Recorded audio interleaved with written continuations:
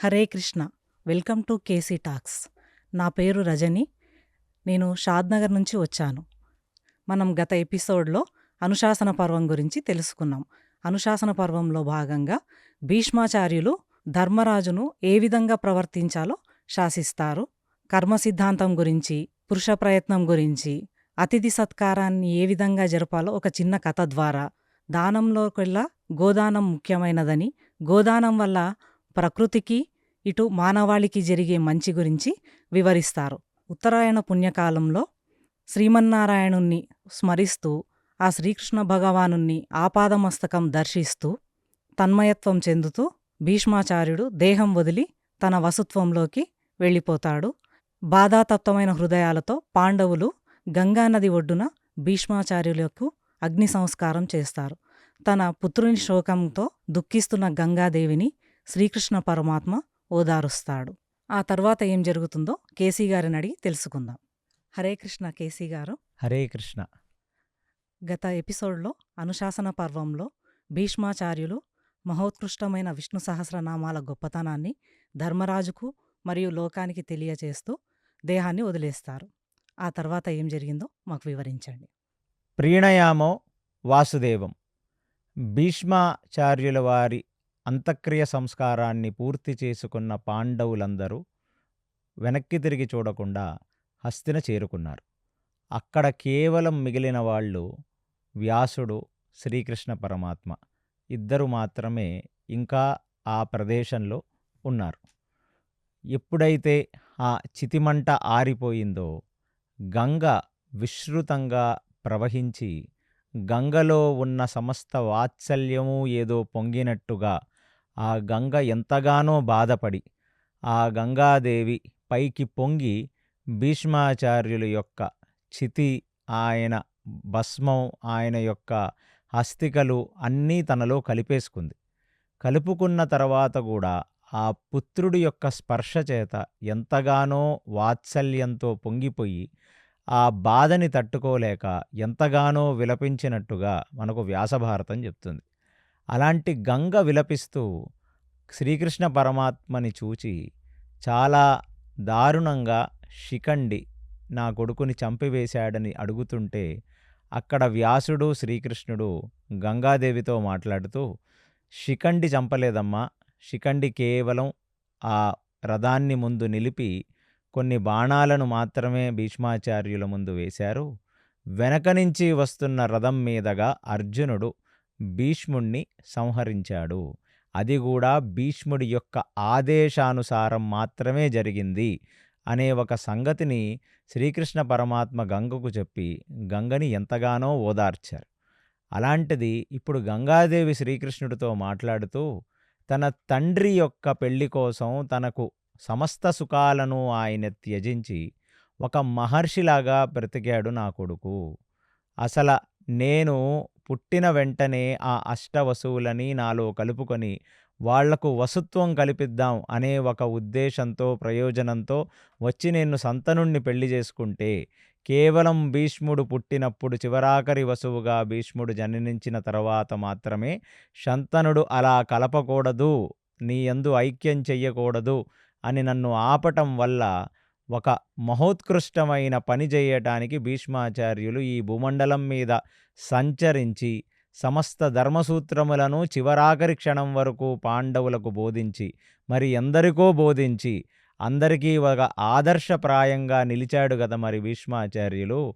అలాంటి భీష్ముడు తన తండ్రికి తర్పణమిస్తున్నప్పుడు, అంటే భీష్ముడు ఎప్పుడైనా శంతనుడికి పిండ ప్రదానం చేస్తున్నప్పుడు స్వయంగా శంతనుడే వచ్చి ఆ పిండాలను భీష్మాచార్యులు చేతులు మీదగా తర్పణం తీసుకునేవాడనే సంగతి మనకు వ్యాసభారతం చెప్తుంది. అలాంటిది తన తండ్రికి తర్పణం వదలడానికి భీష్ముడు మిగిలాడు. మరి భీష్ముడికి తర్పణం వదలడానికి ఎవరూ లేరు కదా కృష్ణ. అలాంటి నా కొడుకుకి ఇవాళ తర్పణం వదలటానికి కూడా ఎవరు లేనంత త్యాగమూర్తి అయిపోయి అందరి కోసం బ్రతికాడు తప్ప తన కోసం ఏమీ ఉంచుకోలేదు. అలాంటి నా కొడుకుని చూస్తే నాకెంతగానో బాధ కలుగుతుంది అని విలపించిన గంగామాతకు ఇప్పుడు శ్రీకృష్ణ పరమాత్మ ఒక అభయం ఇచ్చాడు. ఏమిటంటే, ఎవరూ లేని భీష్మాచార్యులకు అందరూ కలిసి భీష్మ ఏకాదశి రోజు తర్పణ మొదలుతారు అని ఒకటి శ్రీకృష్ణ పరమాత్మ ఆయన నోటితో ఇచ్చిన వాగ్దానం ఆ గంగామాతకు. ప్లస్ ఎవరైనా తర్పణ మొదలాలి, ఎవరికైనా ఒక అనాథ ప్రేత సంస్కారం జరపాలన్నా, వేరే వాళ్లకు తర్పణం వదలాలన్నా, అలాంటివేమన్నా చెయ్యాలి అనంటే తల్లిదండ్రులు బ్రతికుండగా పిల్లలు చెయ్యకూడదు. కానీ భీష్మాచార్యులకు మాత్రం తల్లిదండ్రులు బ్రతికున్నా, వాళ్ళు కేవలం యవ్వనంలోకి వచ్చిన ప్రతి ఉపనయనం చేసుకున్న ఏ సామాజిక వర్గానికి చెందినవాడైనా, ఏ ఆశ్రమానికి చెందినవాడైనా అంటే బ్రాహ్మణ, వైశ్య, క్షత్రియ, శూద్రులు నలుగురు వర్ణాల వాళ్ళు, ప్లస్ బ్రహ్మచారి, గృహస్థ, వానప్రస్థ, సన్యాసి అందరూ కూడా భీష్మాచార్యుల వారికి తర్పణం వదులుతారు, వదలచ్చు అనే విధంగా ఆ గంగామాతకు శ్రీకృష్ణ పరమాత్మ ఒక ప్రామిస్ చేశాడు, ఒక వాగ్దానం చేశాడు. అందుకనే భీష్మ ఏకాదశి ఎప్పుడు వచ్చినా ఆ మహర్షి అయిన భీష్మాచార్యులను మీ మనసులో తలుచుకొని విష్ణు సహస్రనామ పారాయణాన్ని మీరందరూ త్రికరణ శుద్ధిగా చేసి ఆ నామస్మరణ చేత పునీతులైన మీరందరూ కూడా ఆ రోజు భీష్మాచార్యుల వారికి కృతజ్ఞతాపూర్వకంగా తర్పణం వదిలితే మీకు అన్ని రకాల మంచి జరుగుతుంది. అందులోనూ మీ సాధనలకు కలిగే దోషాలేమన్నా ఉంటే, అంటే మీరందరూ మోక్ష సాధనలో ముందుకు వెళదామనుకుంటున్న వాళ్ళు, మీ సాధనలో ఎటువంటి ఇబ్బందులు వచ్చినా, ఒకవేళ నేను గట్టిగా సాధన చేద్దాం, నేను తపం చేద్దాం, జపం చేద్దాం, నేను మోక్ష సాధన చేద్దాం అని అనుకుంటున్న మీ జీవితంలో ఎటువంటి వైక్లభ్యం వచ్చినా, ఎటువంటి దోషములు వచ్చినా, ఎటువంటి కష్టాలొచ్చినా వాటన్నిటినీ కూడా భీష్ముడికి తర్పణం ఇవ్వటం వల్ల మనం పోగొట్టుకోవచ్చు.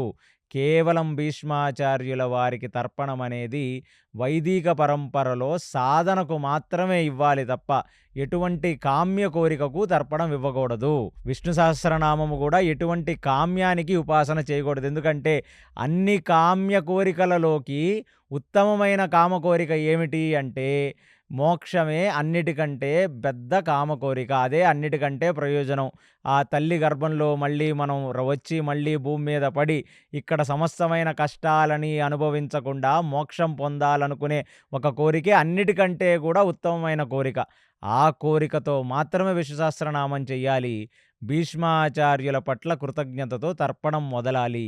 వదిలితే గంగలో మునిగితే మీకు ఎన్ని పాపములు పోతాయో తెలియదు కానీ గంగ కన్న బిడ్డకు తర్పణం వదిలితే మీ శరీరంలో ఉండే సమస్త పాపములు పోతాయి. మళ్ళీ ఆ పాపాలను మీరు రిపీట్ చేయకూడదు. కాబట్టి ఇప్పుడు పోయాయని చెప్పి వీళ్ళు మరుసటి రోజు నుంచి పాపాలు చేస్తే ఇంకా పరమాత్మ కూడా కాపాడలేడు.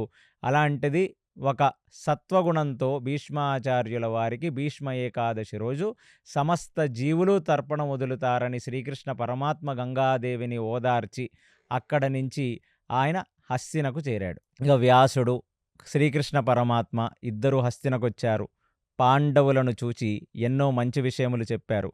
ఆ ధర్మరాజు కూడా శ్రీకృష్ణుడికి ఒక అతిథి గృహం, దాని తర్వాత వ్యాసుల వారికి ఒక అతిథి గృహాన్ని ఇచ్చి ఆ రోజు ఆయన నిద్రలోకి జారుకున్నాడు. ఎన్ని ధర్మ సూక్ష్మములు భీష్ముడు చెప్పినప్పటికీ ఆయన మనసులో ఎప్పుడైతే భీష్మాచార్యుల యొక్క అంతక్రియ సంస్కారం చూసి అక్కడ సమస్త హస్తిన విలపించింది. ఆ దృశ్యం ఇప్పుడు ధర్మరాజు మనసులో మెదులుతుంది. ఎందుకంటే ధర్మరాజు జీవితంలో ఏదైనా ఒక బాధాకరమైన విషయాన్ని ఆయన కానీ చూశాడంటే ఆయన మెంటల్లీ ట్రిగర్ అవుతాడు. అది మర్చిపోవడం చాలా కష్టం. ఎందుకంటే అంత సున్నిత మనస్కరుడు ఆయన. అలాంటిది మనకి ఇన్ని మంచి విషయాలు చెప్పాడే, శరీరంగా ఉంటే భీష్మాచార్యుల వారి రాజ్యంలో మేము ఇంకా ఎన్నో రకాల మంచి విషయాలను భీష్మాచార్యుల దగ్గర తెలుసుకునేవాళ్ళం కదా. అలాంటిది ఈ శరీరం పోవటం, అది అర్జునుడి వల్ల పోవటం, అది యుద్ధంలో పోవటం, దానివల్ల ఎవరికి మంచి జరిగింది? ఇలాంటి ఉత్తములు, ఇలాంటి మహర్షులు భూమి మీద శరీరంగా ఉంటేనే కదా ప్రయోజనం. ఒక గురువు శరీరంగా ఉంటే ఎవరికి ప్రయోజనం అంటే ఆ శిష్యులకు ప్రయోజనం. అలాంటిది ఇవాళ అంత మహోత్కృష్టమైన మనిషిని మనం పోగొట్టుకున్నాం. అందులోనూ భీష్మాచార్యులు అంపశయ్య మీద పడుకొని అన్ని రోజులు 56 రోజులని నాకు మహాభారత తాత్పర్య నిర్ణయం చెప్తుంది. ఆ 56 రోజులు ఆ రక్తస్రవం జరుగుతూ యుద్ధానికి వచ్చిన భీష్మాచార్యులు ఏదో ఒక వయసుతో సంబంధం లేకుండా బ్రాడ్ చెస్ట్‌తో కండలు తిరిగి ఒక క్షత్రియ వీరపురుషుడులాగా ఉన్న వ్యక్తి చివరాఖరికి వాళ్ళు ఆ పాడె మీద ఆయన్ని ఎక్కించుకొని అంత్యక్రియ సంస్కారానికి చేస్తున్నప్పుడు ఆయన ముఖం మొత్తం గుంజుకుపోయి శరీరం అన్నీ డొక్కలన్నీ లోపలికి వెళ్ళిపోయి ఆహారం లేక నీళ్లు లేక ఆ శరీరం అంతా క్షీణించుకుపోయింది భీష్మాచార్యులది. ఇదంతా ధర్మరాజు తన మనసులో మెదులుతుంది ఇవన్నీ చూసి. అసలు ఎందుకని ఒక మనిషికి ఇంత కష్టకాలం వచ్చింది? ఎందుకు ఇంతమంది జనులు క్షయమైపోయారు? అని ఏదో ఏనుగు స్నానంలాగా ఏనుగు ఏం చేస్తుందంటే అది ఏ వారానికొకసారి స్నానం చేస్తుంది. స్నానం చేసిన మరుక్షణం బయటికి వచ్చి మట్టి తీసి ఒంటి మీద వేసుకుంటుంది.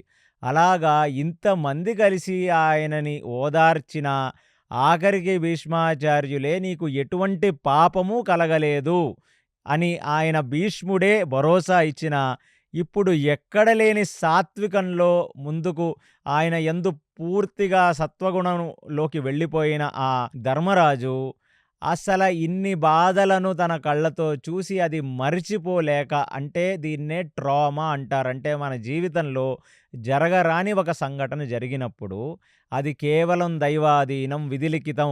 ఎవరి కర్మకు ఎవరు బాధ్యులని మీరు ముందుకు వెళ్ళిపోవాలి తప్ప, నిన్న జరిగిన విషయాన్ని మరీ మరీ తలుచుకుంటూ బాధపడి, మళ్ళీ నిన్నటిలో బ్రతికితే ఇవాల్టికి ప్రయోజనం ఉండదు.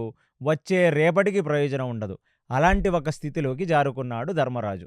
పొద్దున్నే లెగిశాడు. మళ్ళీ సూర్యుడికి అర్ఘ్యం ఇచ్చాడు. తన సంధ్యావందనాది క్రియలు చేశాడు. వచ్చి ఆ రాజసింహాసనం మీద కూర్చున్న ఆ ధర్మరాజు ముఖంలో తేజస్సే లేదు. మళ్ళీ జనాలందరూ రావటం మొదలుపెట్టారు. వాళ్ళ వాళ్ళ కోరికలను తీర్చటం మొదలుపెట్టాడు.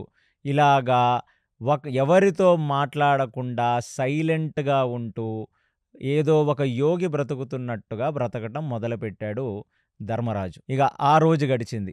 మరుసటి రోజొచ్చింది. మరుసటి రోజు కూడా రాజసింహాసనం మీద కూర్చున్న ధర్మరాజు ముఖంలో వెలుగు లేదు. ఇదంతా గమనిస్తున్నారు అక్కడ ఉన్న కృపాచార్యులు, వేదవ్యాసుల వారు, దౌమ్యుడు, శ్రీకృష్ణ పరమాత్మ అందరూ.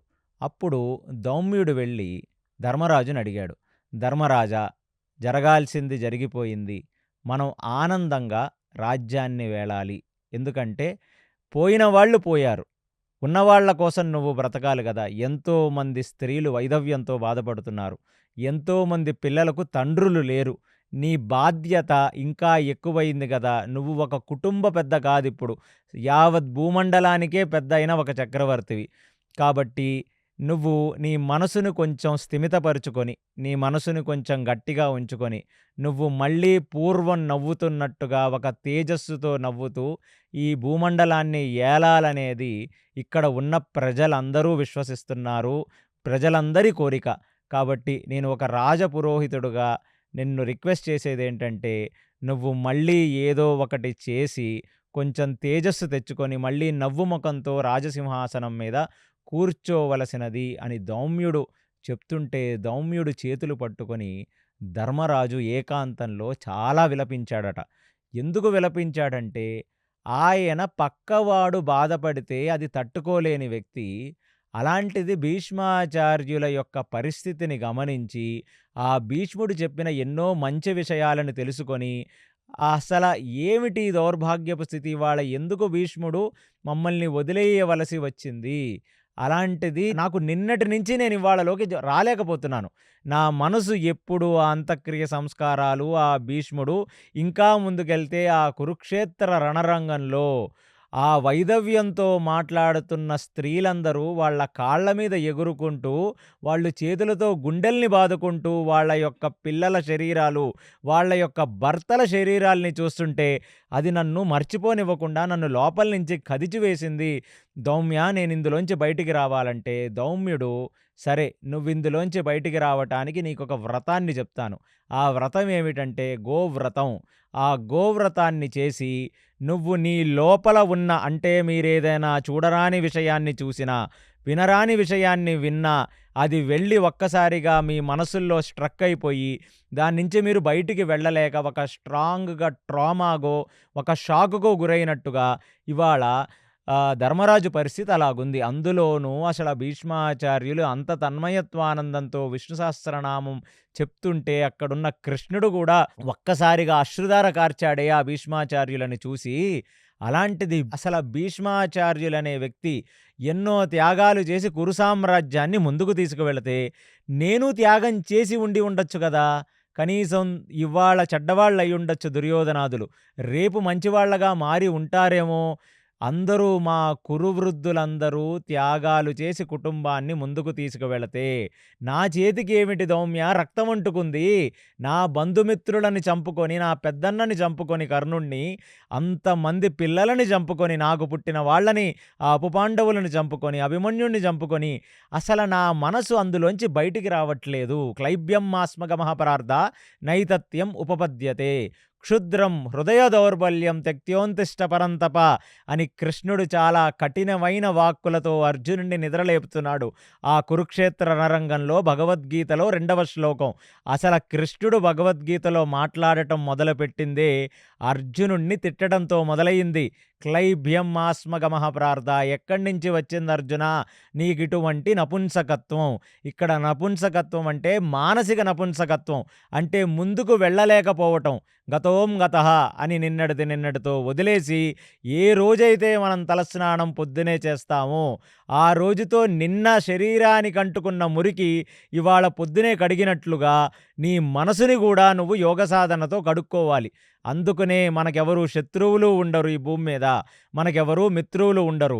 నిన్న ఒక మిత్రుడొచ్చి నీ అంత గొప్పవాడివి లేవు అని అంటే నీతో నీ మనసు ఎంతగానో ఆనందపడి ఉంటుంది.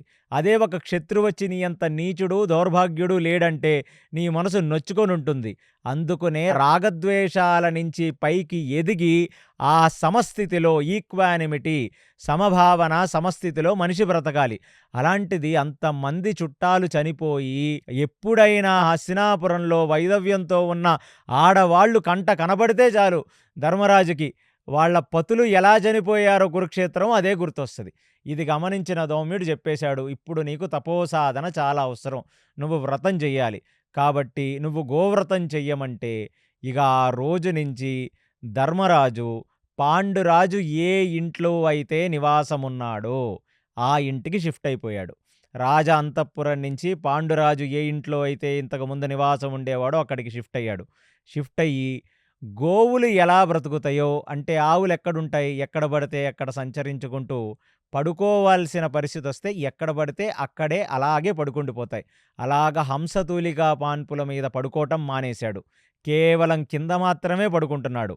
ప్లస్ ఏంటి అతను తినేది అంటే కేవలం పంచగవ్యం మాత్రమే తింటున్నాడు. ఏంటంటే ఆవు యొక్క పాలు, ఆవు యొక్క పెరుగు, ఆవు యొక్క నెయ్యి, మజ్జిగ. అంతేగాని ఎటువంటి లగ్జరీ ఫుడ్స్ ఏమీ తినట్లేదు. ఒక భూమండలానికి చక్రవర్తి అయ్యి. ఇక 3 రోజు గోమూత్రంతో స్నానం చేస్తున్నాడు. నిత్యం సంధ్యావందనం చేసి ఎన్నో రకాల మంత్రములు ఆ దౌమ్యుడు ఇస్తే వాళ్ళ రాజపురోహితులు ఇచ్చిన మంత్రాలని అనుష్ఠిస్తున్నాడు. ఏదో ఒక యోగి బ్రతుకుతున్నట్టుగా బ్రతకటం మొదలుపెట్టాడు ధర్మరాజు ఆ గోవ్రతం చేసుకుంటూ. ఇక కొన్నాళ్ల తర్వాత మహాభారత తాత్పర్య నిర్ణయమునందు రాశారు, గోశాలల్లో పడుకోవటం మొదలుపెట్టాడు. ఆవుల సమూహంలో ఉండటం మొదలుపెట్టాడు. ప్రతిరోజు ఆవులు ఎప్పుడైతే అవి వెనక్కి తిరిగి వచ్చేస్తాయో గోధూళి స్నానం ఆచరించడం మొదలుపెట్టాడు. అన్ని స్నానాల్లోకి అతి పుణ్యమైన స్నానం ఏమిటి అనేది మహాభారతం చెప్తుంది, గోధూళి స్నానం అని. అంటే గోధూళి వేళ అంటే సాయంకాలం పూట అడవికి వెళ్ళి మేతకు వెళ్ళిన ఆవులన్నీ కూడా గొల్లవాడు తోలుకుంటూ వాళ్ళ సామ్రాజ్యాలకు తీసుకువచ్చేస్తుంటే ఆ ఆవులు నడుచుకుంటూ వచ్చినప్పుడు ఆవుల యొక్క గిట్టల ద్వారా పైకి లేచిన దుమ్ము మనిషి శరీరానికి తగిలితే మనిషి శరీరంలో ఉన్న పాపాలన్నీ క్షయమైపోతాయి అనేది ఎన్నో పురాణ ఇతిహాసాలు చెప్తున్నాయి. గోవుకున్న విశిష్టత అతి ముఖ్యమైనది సనాతన ధర్మంలో. అలాంటిది ఆ మనసు నిన్నటిని మరిచిపోవాలి అంటే దానికి ఏదో ఒక సాధన ఇవ్వాలి.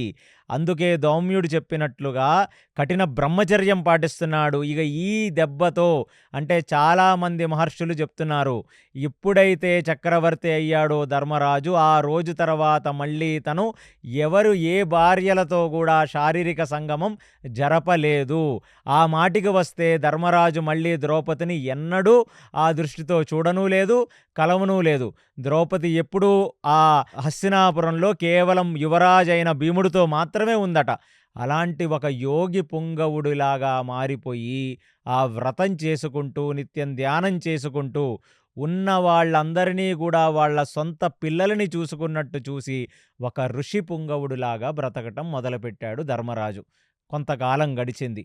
అలా గడుస్తూ గడుస్తూ ఆ మనస్సు కూడా ఇతను చేసిన వ్రతం వల్ల, ఆ గోవుల యొక్క మహిమ వల్ల, ఆ గోధూళి స్నానం వల్ల, ఆ గోమూత్ర స్నానం వల్ల, ఆ గోవుల యొక్క పంచగవ్య ప్రాశన చేయటం వల్ల, ఇంకొకటి సనాతన ధర్మమునందు రక్తము, మాంసము, మేడ్జ, ఎముకలలో పట్టి ఉన్న పాపము ఏదైతే ఉందో, ఆ పాపము శరీరము నుంచి తొలగాలనంటే ఏకాదశ ఉపవాసము చేసి ద్వాదశి పొద్దున్నే పంచగవ్య ప్రాశన అనేది ఒక పద్ధతి.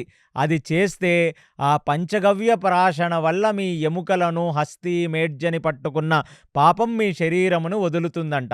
పంచగవ్యం అంటే ఏమిటి? ఆవు నుంచి వచ్చే 5 ద్రవ్యములు ఏమిటంటే ఆవు పాలు, ఆవు పెరుగు, ఆవు నెయ్యి, గోమూత్రం, గోమయం ఇవన్నిటినీ కలిపి పంచగవ్యం అని ఒక లేహ్యంగా చేసి ఉపవాసం, ఏకాదశి ఉపవాసం చేసిన వాళ్ళు పొద్దున్నే ద్వాదశ పారణ అంటే ఉపవాస విరమణ ముందు ఆ పంచగవ్య ప్రాశం తీసుకుంటే శరీరానికి పట్టిన సమస్త పాపములు తొలుగుతాయి. అలాంటిది ఆయన పంచగవ్య ప్రాశన చేయటం మొదలుపెట్టాడు. ఎందుకంటే ఆయన మనసులో ఎక్కడో ఒక మూల నేను పాపం చేశానేమో అనే ఒక భావన ఉంది కాబట్టి అవన్నీ వ్రతం ద్వారా పోతూ పోతూ పోతూ మనిషి కూడా కొంచెం ఆ భీష్ముడి యొక్క అంతఃక్రియ స్థితికి కొన్నాళ్ల తర్వాత ఆయన మానసికంగా స్థిరపడ్డాడు. ఎంతో బ్యాలెన్స్డ్‌గా ధర్మరాజు తయారయ్యాడు. ఇక ఇలాగ కొంచెం తన కాళ్ళ మీద తను నిలబడి, తన ముఖమునందు చిరునవ్వు మళ్ళీ వచ్చి, తను మళ్ళీ పూర్తి మనసుతో ఆ రాజ్యంలో ఉండి, ఆ యాబ్సెంట్ మైండెడ్‌నెస్‌గా కాకుండా ప్రస్తుత కాలమాన పరిస్థితులలో ఉండి, తన మొత్తం చిత్తమంతా లగ్నం చేసి రాజ్యాన్ని ఏలటం మొదలుపెట్టాడో, అప్పుడు వేదవ్యాసుల వారు మళ్ళీ ధర్మరాజు ముందుకు వచ్చి, ధర్మరాజా నీ నిష్టకు నేను చాలా ముగ్ధుడినయ్యాను. అంటే ఎంత సాత్వికుడివయ్యా నువ్వు, ఎలాంటి ఒక వ్రతం చేస్తున్నావు, ఏదో రాజ్యం వచ్చేసింది కదా అని హంసతూలిగా పాన్పుల మీద పడుకుంటూ ఆ చిలికెత్తలు, ఆ మందిరంలో ఉన్న వాళ్ళ చేత స్నానాలు, అభ్యంగ స్నానాలవి చేయించుకుంటూ, పాంచభాక్ష పరమన్నాలు తింటూ, ఎన్నో భోగాలు అనుభవించే రాజులలాగా కాకుండా, రాజ అంతఃపురంలో చక్రవర్తిగా బ్రతుకుతున్న ఒక యోగివి నువ్వు. ఈ భూమండలాన్ని ఒక యోగి ఏలుతున్నట్టుగా ఉంది. ఒక సన్యాసి ఆ రాజ సింహాసనం మీద కూర్చొని ఏలుతున్నట్టుగా ఉంది అని ధర్మరాజుని పొగిడితే, ధర్మరాజు లేచి వ్యాసభగవానుడు పాదములను స్పృశించి ఆయన అర్ఘ్యపాద్యాదులిచ్చి ఆ వ్యాసుడిని పట్టుకొని ఏడవటం మొదలుపెట్టాడు. ఇప్పుడు వ్యాసుడికి అర్థమైంది. అంటే ఒక యోగి పుంగవుడిలాగా ఎటువంటి ఆసక్తి లేకుండా బ్రతుకుతున్న ధర్మరాజుకి మళ్ళీ విశేషమైన పుణ్యం కావాలి.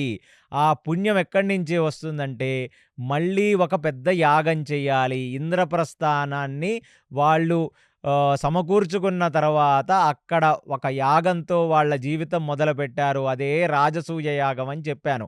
ఆ రాజసూయ యాగం చూసి కుళ్ళిన కౌరవులు, దుర్యోధనుడు ఇంత దూరం తీసుకొచ్చారు. అలాంటిది ఇవాళ ఈ గోవ్రతం చేసి అర్ధపునీతుడైన ధర్మరాజు ఇప్పుడు అశ్వమేధ యాగం చేసి పూర్తి పునీతుడు కావలసినది అని వ్యాసుడు చెప్తుండగా పక్కనే కృపాచార్యులు, దౌమ్యుడు కూడా ఉండి, కరెక్ట్ ధర్మరాజా, ఇప్పుడు వరకు చేస్తున్న ఈ క్రతువు ఏదైతే గోవ్రతం అనేది ఉందో అది నీ యొక్క మనసు నిలకడ పెట్టడానికి, నీ ఆత్మ ప్రయోజనం కోసం నువ్వు చేస్తున్నావు.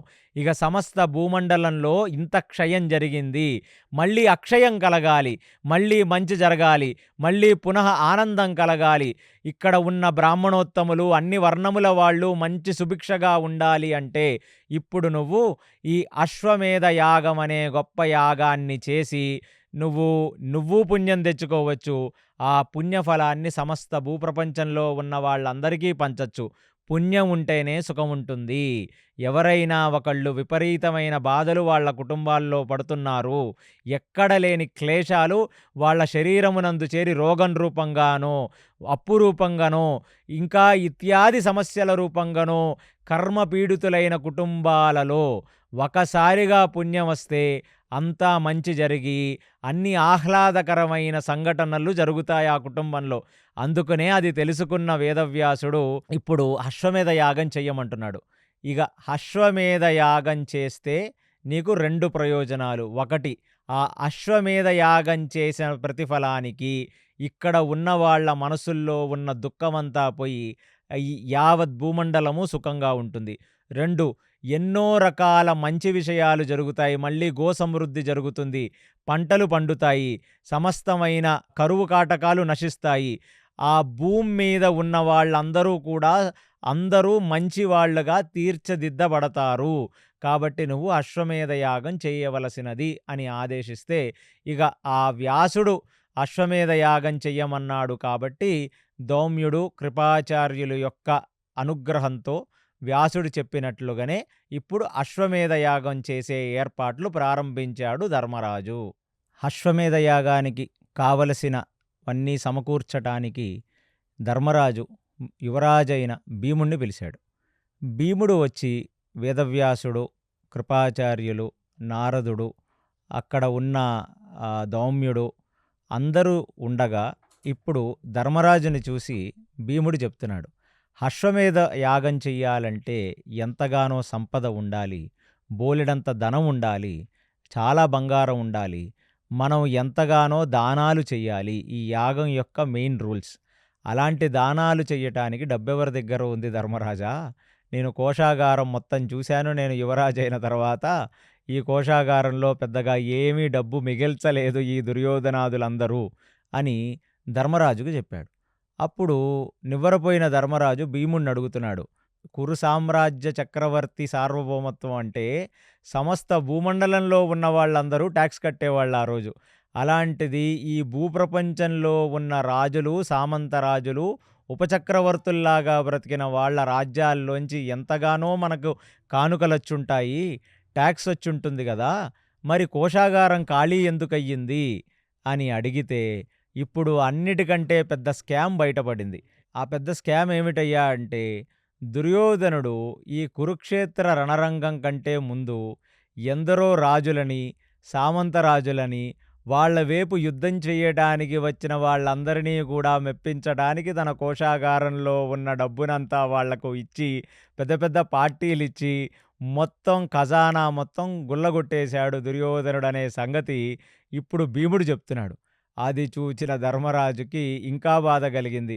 అయ్యో, ధర్మం వైపో అధర్మం వైపో వాళ్ళు కేవలం ఇక్కడ ఉన్న రాజులందరూ కూడా వాళ్ళ యొక్క బంధుత్వం వల్లనో, వాళ్ళ మైత్రి వల్లనో వచ్చి ఈ దుర్యోధనుడు వైపు యుద్ధం చేశారని అనుకున్నాను తప్ప, వీడు డబ్బులు ఖర్చు పెట్టి వాళ్ళ మనసులు దోచుకొని వాళ్లకు కావలసినవన్నీ ఇచ్చి వీళ్ళందరినీ మెప్పించి యుద్ధానికి తీసుకువచ్చాడనే సంగతి మహాభారతంలో అశ్వమేధ పర్వంలో ఈ ఘటనలో తెలుస్తుంది. ఎలా అయితే శల్యుడికి చలివేంద్రములు, భోజన సత్కారాలన్నీ చేసి శల్యుడి యొక్క మనసు గెలుచుకున్నాడో దుర్యోధనుడు, అలాగా ఆయన వైపు వచ్చిన ఎందరో సామంతరాజులు, మ్లెచ్చరాజులు, యావనరాజులు ఆ దుర్యోధనుడు వైపు ఆ రోజు గ్రీసు, టర్కీ లాంటి ఈస్ట్ యూరోపియన్ కంట్రీస్కి చెందిన రాజులు, అరబ్కు చెందిన యావన రాజులందరూ కూడా అటువైపు వచ్చి ఈ కురుక్షేత్ర యుద్ధంలో పాల్గొన్నారు కదా. సో వాళ్ళందరికీ ఖజానా దోచి ఇచ్చాడనమాట. ఇది చదువుతున్నప్పుడు నాకు అనిపించింది, ప్రభుత్వాలు మారినప్పుడు ఇంతకు ముందున్న ప్రభుత్వం మొత్తం ఖజానా ఖాళీ చేసి గుల్లైపోయిన ఖజానాని కొత్త ప్రభుత్వానికి ఇచ్చినట్టు ఇది చూడగానే ఒక్కసారిగా ధర్మరాజుకి కళ్ళు బైర్లు గమ్మాయి. అమ్మో, అసలు ఇప్పుడు వరకు ఖజానాలో ఎక్కువ డబ్బే లేదనమాట. అంటే ఏదో ఉండటానికి మాత్రమే ఉంది. అంటే గోవులను చూసుకోవటానికి, బ్రాహ్మణులను చూసుకోవటానికి, వైధవ్యంలో ఉన్న స్త్రీలను చూసుకోవటానికి బేసిక్కి ఉంది, కానీ లగ్జరీస్కి డబ్బు లేదు. అశ్వమేధ యాగం అనేది ఇంకా అది చాలా ఖర్చుతో కూడుకున్న పని. అది ఇప్పుడు చెయ్యలేమని వ్యాసుడిని చూసి, స్వామి, నా యందు ప్రేమతో నేను ఈ అశ్వమేధ యాగం చేస్తే ఒకటి పుణ్యఫలం చేత నేను సంస్కరింపబడతాను. ఈ రాజ్యం భూమండలం అంతా సుభిక్షంగా ఉంటదని నాకు చెప్పారు మీరు. కానీ ఆ ఖజానాలో డబ్బు లేకపోవటం వల్ల, నిధులు లేకపోవటం వల్ల అశ్వమేధ యాగం చేసే పరిస్థితుల్లో ఇప్పుడు కురు సామ్రాజ్యం లేదు అనగానే, ఇప్పుడు వ్యాసుడు దానికొక సొల్యూషన్ చెప్పాడు. అశ్వమేధ యాగం అనేది ఈ భూమండలంలో పూర్వం ఎంతోమంది గొప్ప గొప్ప రాజులు చేశారు. అది కొంచెం అంటే ఈ కౌరవుల జీవితంలో అంటే ధర్మరాజుకి ఒక 100 ఏళ్లుండొచ్చు. భీమసేనుడికి ఒక 90 ఏళ్లుండొచ్చు. ఇదంతా జరుగుతున్నప్పుడు వాళ్ళ యొక్క ఏజెస్ ఇవన్నమాట. అలాంటిది వీళ్ళు చూస్తుండగానో, వీళ్ళ ముందు తరము పాండురాజు లాంటి వాళ్ళు అంత గొప్ప అశ్వమేధ యాగం చేసినట్లుగా భారతం చెప్పట్లేదు మనకి. కాబట్టి ఎప్పుడో దిలీపుడు చేసిన అశ్వమేధ యాగం, మాంధాత చేసిన అశ్వమేధ యాగం, హరిశ్చంద్రుడు చేసిన అశ్వమేధ యాగం, ఆఖరికి మనకు సినిమా వాళ్ళు చూపించినట్టు రామచంద్రుడు చేసిన అశ్వమేధ యాగం లాంటి అశ్వమేధ యాగం అంటే అశ్వమేధ యాగం అనగానే అందరికీ మనకు గుర్తొచ్చేది రామచంద్రుడు చేసిన అశ్వమేధ యాగమే. అలాంటివి ఉపమానాలుగా చూపిస్తూ నీకు తెలిసినవి వీళ్ళు, నీకు తెలియకుండా ఎందరో చక్రవర్తులు భూమండలంలో గతంలో ఈ అశ్వమేధ యాగాన్ని చేశారు. అలాంటి ఒకానొక రాజు ఎవరంటే మరూత అనే ఒక గొప్ప చక్రవర్తి అశ్వమేధ యాగం చేశాడు. ఆ మరూతుడిది ఒక పెద్ద స్టోరీ. ఆ స్టోరీ మనం ఒక పాడ్‌కాస్ట్‌లో మాట్లాడుకోవచ్చు. అందుకనే దాని గురించి నేను చెప్పట్లేదు. కాకపోతే ఈ అశ్వమేధ పర్వంలో మరూతుడు ఎందుకు చేశాడు? ఎలా చేశాడు? ఏం జరిగింది? మొత్తం కథనం ఉంది. ఆ మరూతుడు చేసిన అశ్వమేధ యాగంలో బ్రాహ్మణులకి, వేరే క్షత్రియులకి, వైశ్యులకి, శూద్రులకి అందరికీ ఎన్నో విశేష దానాలు చేశాడు. ఎంతగానో బంగారం, ఎన్నో ముత్యములు, ఎన్నో పగడములు, ఎన్నో మొత్తం నవరాసులు వాళ్లకు దానాలు చేస్తే వాళ్ళందరూ కూడా ఇప్పుడు అవసరం ఏముంది? ఇంత ధనము యొక్క అవసరం మనకేముంది? ఒక బ్రాహ్మణుడంటే అతనికి దానం మనం ఎందుకు చేస్తామంటే నిజమైన బ్రాహ్మణుడు ఇవ్వాల్టికి మాత్రమే బ్రతుకుతాడు. రేపటికి బ్రతకడు. ఎందుకంటే భార్య ఎలా అయితే భర్త మీద ఆధారపడి అంటే భార్యని పెళ్లి చేసుకున్న తర్వాత ఆమె యోగక్షేమములు చూడటం అనేది భర్త యొక్క ప్రధాన ధర్మం. ఆ భార్య మనసులో ఇన్సెక్యూరిటీ కలిగించకూడదు భర్త. అది భర్త యొక్క బేసిక్ గృహస్థాశ్రమ నియమం. అలా భార్య ఎలాగైతే భర్త మీద పూర్తిగా ఆధారపడి ఉంటుందో భర్త భగవంతుడి మీద ఆధారపడి ఉండాలి. ఇదే మర్కట కిషోర న్యాయం. అంటే ఆ పిల్ల తల్లిని పట్టుకుంటుందంటే తల్లి చూసుకుంటుంది. అలాగ మనం మెలగాలి. అందుకనే బ్రాహ్మణులు ఎవరయ్యా నిజమైన బ్రాహ్మణులు? నేను గతంలో చెప్పాను మీకు. చాతుర్వర్ణమయా సృష్టం గుణ కర్మ విభాగశ్చ. గుణములు కర్మముల చేత బ్రాహ్మణుడో క్షత్రియుడు అవుతాడు తప్ప జన్మతో కాడు. ఆ బ్రాహ్మణుడు ఎలా ఉంటాడయ్యా? వాడి గుణమంటే ఎన్ని దానాలు ఒక చేత్తో పుచ్చుకున్నా మరొక చేత్తో లేని వాళ్ళకి ఇచ్చేస్తాడు. అలాంటిది ఆ రోజు మరూతుడు చేస్తున్న ఈ అశ్వమేధ యాగంలో ఎంతగానో దానాలు తీసుకున్న వాళ్ళందరూ ఏమన్నారు? ఇవాళ మన రాజ్యం సుభిక్షగా ఉంది. కానీ రేపొద్దున ఏదైనా కరువు కాటకం రావచ్చు. ఈ భూమండలంలో ఎందరో రాజులు మారొచ్చు. రాజ్యం చేతులు మారొచ్చు. కానీ వచ్చిన వాళ్ళు ఎప్పుడైనా ఒక పెద్ద సంక్షోభంలో ఉన్నట్లయితే ఈ సంపద వాళ్ళకి ఉపయోగపడాలని అందరూ తీసుకున్న దానములు బ్రాహ్మణ క్షత్రియ వైశ్య శూద్రులందరూ సామూహికంగా ఒక దగ్గర అది ఉంచి అదంతా కూడా ఒక పెద్ద నిధిగా సమకూర్చి ఆ నిధిని తీసుకొని వెళ్ళి వాళ్ళు హిమాలయ పర్వతముల దగ్గర ఒక సీక్రెట్ ప్లేస్లో దాచి ఆ నిధి రహస్యాన్ని కొందరు మహర్షులకు చెప్పారు. ఎప్పుడైనా భూమి మీద అకాలం వచ్చినప్పుడు ఏమీ లేనప్పుడు ఈ నిధి వాళ్ళని కాపాడుగాక అనే ఒక నిస్వార్థ భావనతో ఆ మరూతుడి రాజ్యంలో ఉన్న వాళ్ళు చేసిన నిధి ఎక్కడ ఉందో నాకు తెలుసు ధర్మరాజా. కాబట్టి నువ్వు ఏమీ బాధపడవద్దు. ఆ నిధి దగ్గరికి నేను నిన్ను తీసుకువెళతాను. ఆ నిధిని తీసుకున్న తర్వాత అప్పుడు దాన్ని లెక్కించి మీ భీముడు మీ అర్జునుడు సరే అంటే అలాగే మీరందరూ కూడా అశ్వమేధ యాగాన్ని చేద్దాం అని చెప్పి బాగా రాత్రి అయిపోవటంతో వేదవ్యాసుడు అక్కడ ఉన్న నారదుడు ఇత్యాది ఋషులందరూ కూడా వాళ్ళ ఆతిథ్యం తీసుకొని హస్తినాపురంలో వాళ్ళందరూ వాళ్ళ అంతఃపురంలో వాళ్ళు శయనించడం మొదలుపెట్టారు. ఇది ఇలా జరుగుతుండగా ప్రాతకాలంలో పొద్దున్నే 5:30, 6 ప్రాంతంలో కృష్ణుడు ద్వారక నుంచి హస్తినకు వచ్చాడు. రాగానే కృష్ణుణ్ణి చూసి ఎంతగానో ఆనందించిన అర్జునుడు ఆ కృష్ణుడితో ఎలా అయితే కాండవ వనదహనంలో కృష్ణుడికి, అర్జునుడికి ఒక సరదా ఉంది. పక్కనే ఉన్న ఉద్యానవనాలు, పక్కనే ఉన్న వనాలు, పక్కనే ఉన్న తోటలు, అక్కడ ఉన్న చెరువులు, ఆ నదులలో ఈత కొట్టటం, వాళ్ళకి హ్యాపీగా ఆడుకుంటూ ఉంటారు. వాళ్ళిద్దరూ ఒక మిత్రుల్లాంటి వాళ్ళసల. అలాంటిది వాళ్ళెళ్ళి ఆ ముందు ఉన్న ఆ మయసభ, ఆ మయసభ పక్కన ఉన్న ప్రాంతాలు అవన్నీ తిరుగుతూ ఆ కృష్ణుడిని చూసి అర్జునుడు ఒక వింత క్వెషన్ అడిగాడు. ఏమిటంటే, ఆల్రెడీ కృష్ణుడు ఎంత వాత్సల్యం, ఎంత ప్రేమ ఉంది అర్జునుడి మీద అంటే, అర్జునుడికి రథసారథ్యమే చేశాడు గదా! ఇప్పుడు ఆ అర్జునుడు కృష్ణుడిని చూసి, "బావా నువ్వు ఎన్నో పెద్ద విషయాలు జెప్పావు నాకు. కురుక్షేత్ర యుద్ధానికి ముందు భగవద్గీత. అవన్నీ నాకిప్పుడు మర్చిపోయాను. నాకు గుర్తులేవు. కాబట్టి మళ్ళీ నాకు భగవద్గీత ఏమిటో చెప్పవలసినది" అన్నాడు. అది విన్న కృష్ణుడికి మైండ్ ఆఫ్ అయిపోయింది. ఇవన్నీ ఒకటికి 10 సార్లు చెప్పే విషయాలు గాదు నాయనా! అప్పుడు సిట్యుయేషన్ అలా వచ్చింది.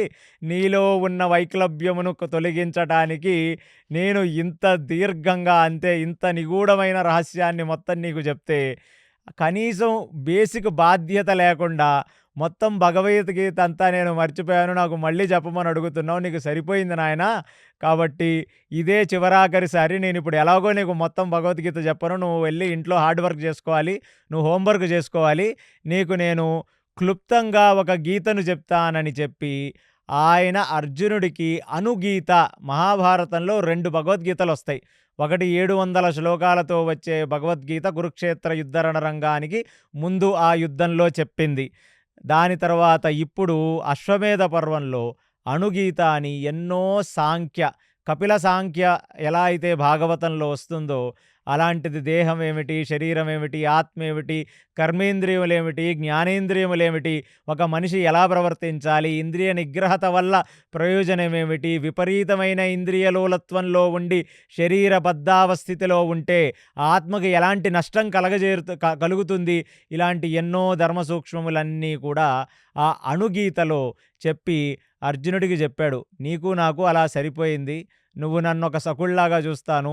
నేను నిన్నొక ప్రియమిత్రుల్లాగా చూస్తాను. కానీ కొన్ని కొన్ని విషయములన్నీ నువ్వు దీర్ఘంగా ఆలోచించి, నేను చెప్పినప్పుడు వాటిని గ్రహించి, ఏకసంతాగ్రహివయ్యి అవన్నీ గూడా లోపల ధారణ చేయాలి తప్ప, ఇంకొకసారి నా దగ్గరకొచ్చి ఇలాంటిది నేను మర్చిపోయాననంటే మాత్రం అసలు బాగోదు. అంటే ఇది కేవలం వాళ్ళ మధ్యన ఒక మిత్రభావంతో వాళ్ళు మళ్ళీ ఈ పూర్తి 700 శ్లోకాలైన భగవద్గీత చదివే అంత నైపుణ్యం మనకి లేకపోతే కలియుగంలో ఎవరు భగవద్గీత చదువుతున్నారు చెప్పండి? 700 శ్లోకాలు. భగవద్గీత తెలిసుండుంటే సనాతన ధర్మం ఇలాగెందుకుండేది? కాబట్టి అలాంటిది ఇవాళ అనుగీత అని ఒక క్రోడీకరించి ఒక చిన్న భగవద్గీతని చెప్పాడు. అంటే ఇదంతా వ్యాసుడు కలియుగంలో మనలాంటి మనుషులు కనీసం 700 శ్లోకాల భగవద్గీత చదవకపోతే అణుగీతన్నా చదివి కొంచెం సాంఖ్యం తెలుసుకుంటారు. మీరు శరీరాలు కాదు, మీరు ఆత్మలనే విషయాన్ని ఎరిగి కొంచెం ధర్మమునందు పూనిక ఉండి బ్రతుకుతారనే విషయంగా అనుగీత ఇక్కడ రావటం జరిగింది వ్యాసభారతంలో. ఈ అణుగీత చెప్పిన తర్వాత ఇక అర్జునుడిని పట్టుకొని కృష్ణుడు వీళ్ళిద్దరూ కలిసి ఒకే రథంలో హస్తిన చేరారు. హస్తిన చేరగానే అక్కడ ధర్మరాజు ఏదో ఒక యాబ్సెంట్ మైండెడ్‌నెస్‌గా ఏదో పరధ్యానంలో కూర్చొని ఉన్నాడు. కూర్చొని ఉంటే కృష్ణుడొచ్చి మళ్ళీ వాళ్ళందరికీ ఒక మిత్రత్వం ఉంది. వాళ్ళందరూ ఒక సఖుల్లాగా బ్రతుకుతారు గదా! ఆ ధర్మరాజు భుజం మీద చేయేసి, "ఏం ధర్మరాజా! అంతా అయిపోయింది గదా! మీ తాతగారు నీకెంతో జ్ఞానం చెప్పారు గదా! మళ్ళీ ఏమరపాటుగా మళ్ళీ కొంచెం ఏదో పరధ్యానంలో ఉంటావేమిటంటే, ఇప్పుడు పరధ్యానం బాధతో వచ్చింది కాదు కృష్ణ. బాధ వచ్చింది. నువ్వు వెళ్ళిపోయిన తర్వాత గూడా నేను బాధపడ్డాను. ఈ దౌమ్యుడు, వేదవ్యాసుల వారు, కృపాచార్యుల వారు ఎన్నో వ్రతములను ఆచరించమంటే నేను గోవ్రతాన్ని చేసి కొంచెం మనసు గట్టిగా అయ్యింది. అందుకనే ఎప్పుడైనా మీ మీ జీవితాల్లో ఎవరైనా ఒక పెద్ద మనిషిని మీరు కోల్పోయినప్పుడు, మీ ఆస్తులు పోయినప్పుడు, మీకు కలగరాని దుఃఖం కలిగినప్పుడు మీరందరూ ఏమి చెయ్యాలంటే డీప్ మెడిటేషన్ చేసి ఏదో ఒక గొప్ప వ్రతాన్ని చెయ్యాలి. అలా వ్రతాన్ని చెయ్యటం వల్ల మనకి ఆ మనసే గదా! మనసు వల్లనే గదా సుఖము, దుఃఖము అనేది. కాబట్టి ఆ మనసు మీ ఆధీనంలోకి వెళుతుంది అనే ఒక తాత్విక పరిజ్ఞానంతో ధర్మరాజుకి అర్థం కాక కాదు. ఇంతమంది గొప్ప వ్యక్తులు వచ్చి ఆయనకి చెప్పిన ఆయన బాధపడే విషయాన్ని మహాభారతంలో మాటి మాటికి ఎందుకు ప్రస్తావిస్తారంటే, ఒక జీవుడు ఎన్ని ధర్మ సూక్ష్మములు చెప్పినప్పటికీ గతాన్ని మరవలేని వాడై, వాడు చాలా మానసిక వైక్లభ్యంతో ఉండి, మానసిక బాధతో ఉండి అందులోంచి బయటికి రావటం కష్టం. అలాంటప్పుడు ఏమి చెయ్యాలి అని వ్రతము గురించి చెప్పారక్కడ అశ్వమేధ యాగంలో. అలాగా ఎప్పుడు గూడా సత్పురుష సాంగత్యంలో ఉండాలి. మీరు ఒంటరిగా ఉండకూడదు. నాకు మనసు బాలేదు, నేనెవరితో మాట్లాడను, నేను గదిలో తలుపేసుకొని కూర్చుంటాను, అలా అనుకుంటే మీకు కలిగిన బాధలు ఇంకా పెరుగుతాయే తగ్గ తరగవు. అందుకనే 2 చేయాలి. 1 వ్రతం చేసి మనసుని నిగ్రహపరచుకోవాలి. 2 సత్పురుషుల సాంగత్యంలో ఉంటే వాళ్ళు చెప్పే మాటలు కనీసం మీ 2 చెవురంధ్రాల్లోకి వెళితే మీ మనసు ఏదైతే ఆ తెలివి, బుర్ర అనేది మధ్యలో ఉందో అది కొంచెం బాగుపడుతుంది. అలాగా కృష్ణుడికి చెప్తున్నాడు. అలాగ నేను కొంచెం ఇప్పుడు స్థిమితంగా ఉన్నాను నేను. నేనేమి బాధపడట్లేదు. నేను మానసికంగా కూడా చాలా బాగానే ఉన్నాను. కానీ సమస్త జనులు బాగుండాలి. నేను ఇంకా ధైర్యంతో ఉండాలి. మనకేదైనా ఒక పాపం గాని వచ్చి ఉంటే మన బంధుమిత్రులను చంపి అలాంటి పాపం ఏమీ రాలేదని ముక్తకంఠంలో 1కి 10 సార్లు చెప్పారు వీళ్ళందరూ కూడా. అయినా సరే ఇంకేదైనా పాపము నా శరీరమునందు ఉంటే అది ఈ అశ్వమేధ యాగం వల్ల పోతుంది అని వేదవ్యాసుల వారు చెప్పారు. ఇప్పుడు ఆ వేదవ్యాసుల వారు ఆ నిధి గురించి తెలుసుకొని ఆ నిధి గురించి చెప్తానన్నారు. మేము మళ్ళీ ఆ నిధి కోసము వెళ్ళి నిధి తీసుకొని వచ్చి అశ్వమేధ యాగం చెయ్యాలి. అందుకనే నేను మనసు దిగాలుగా ఉంది. నేను అందుకనే అవన్నీ ఆలోచించుకుంటూ కొంచెం పరధ్యానంలోకి వెళ్ళాను అని చెప్పి శ్రీకృష్ణ పరమాత్మకు చెప్తే, శ్రీకృష్ణ పరమాత్మ చాలా గొప్ప ధర్మ సూక్ష్మములను ధర్మరాజుకు చెప్పటం మొదలుపెట్టాడు. ధర్మరాజుకి ఏమని చెప్పాడంటే, ఎవరో క్షత్రువులను సంహరించి, అంటే దుర్యోధనుడిని సంహరించావు, కర్ణుడిని సంహరించావు, అటువైపున్న క్షత్రువులను సంహరించావు.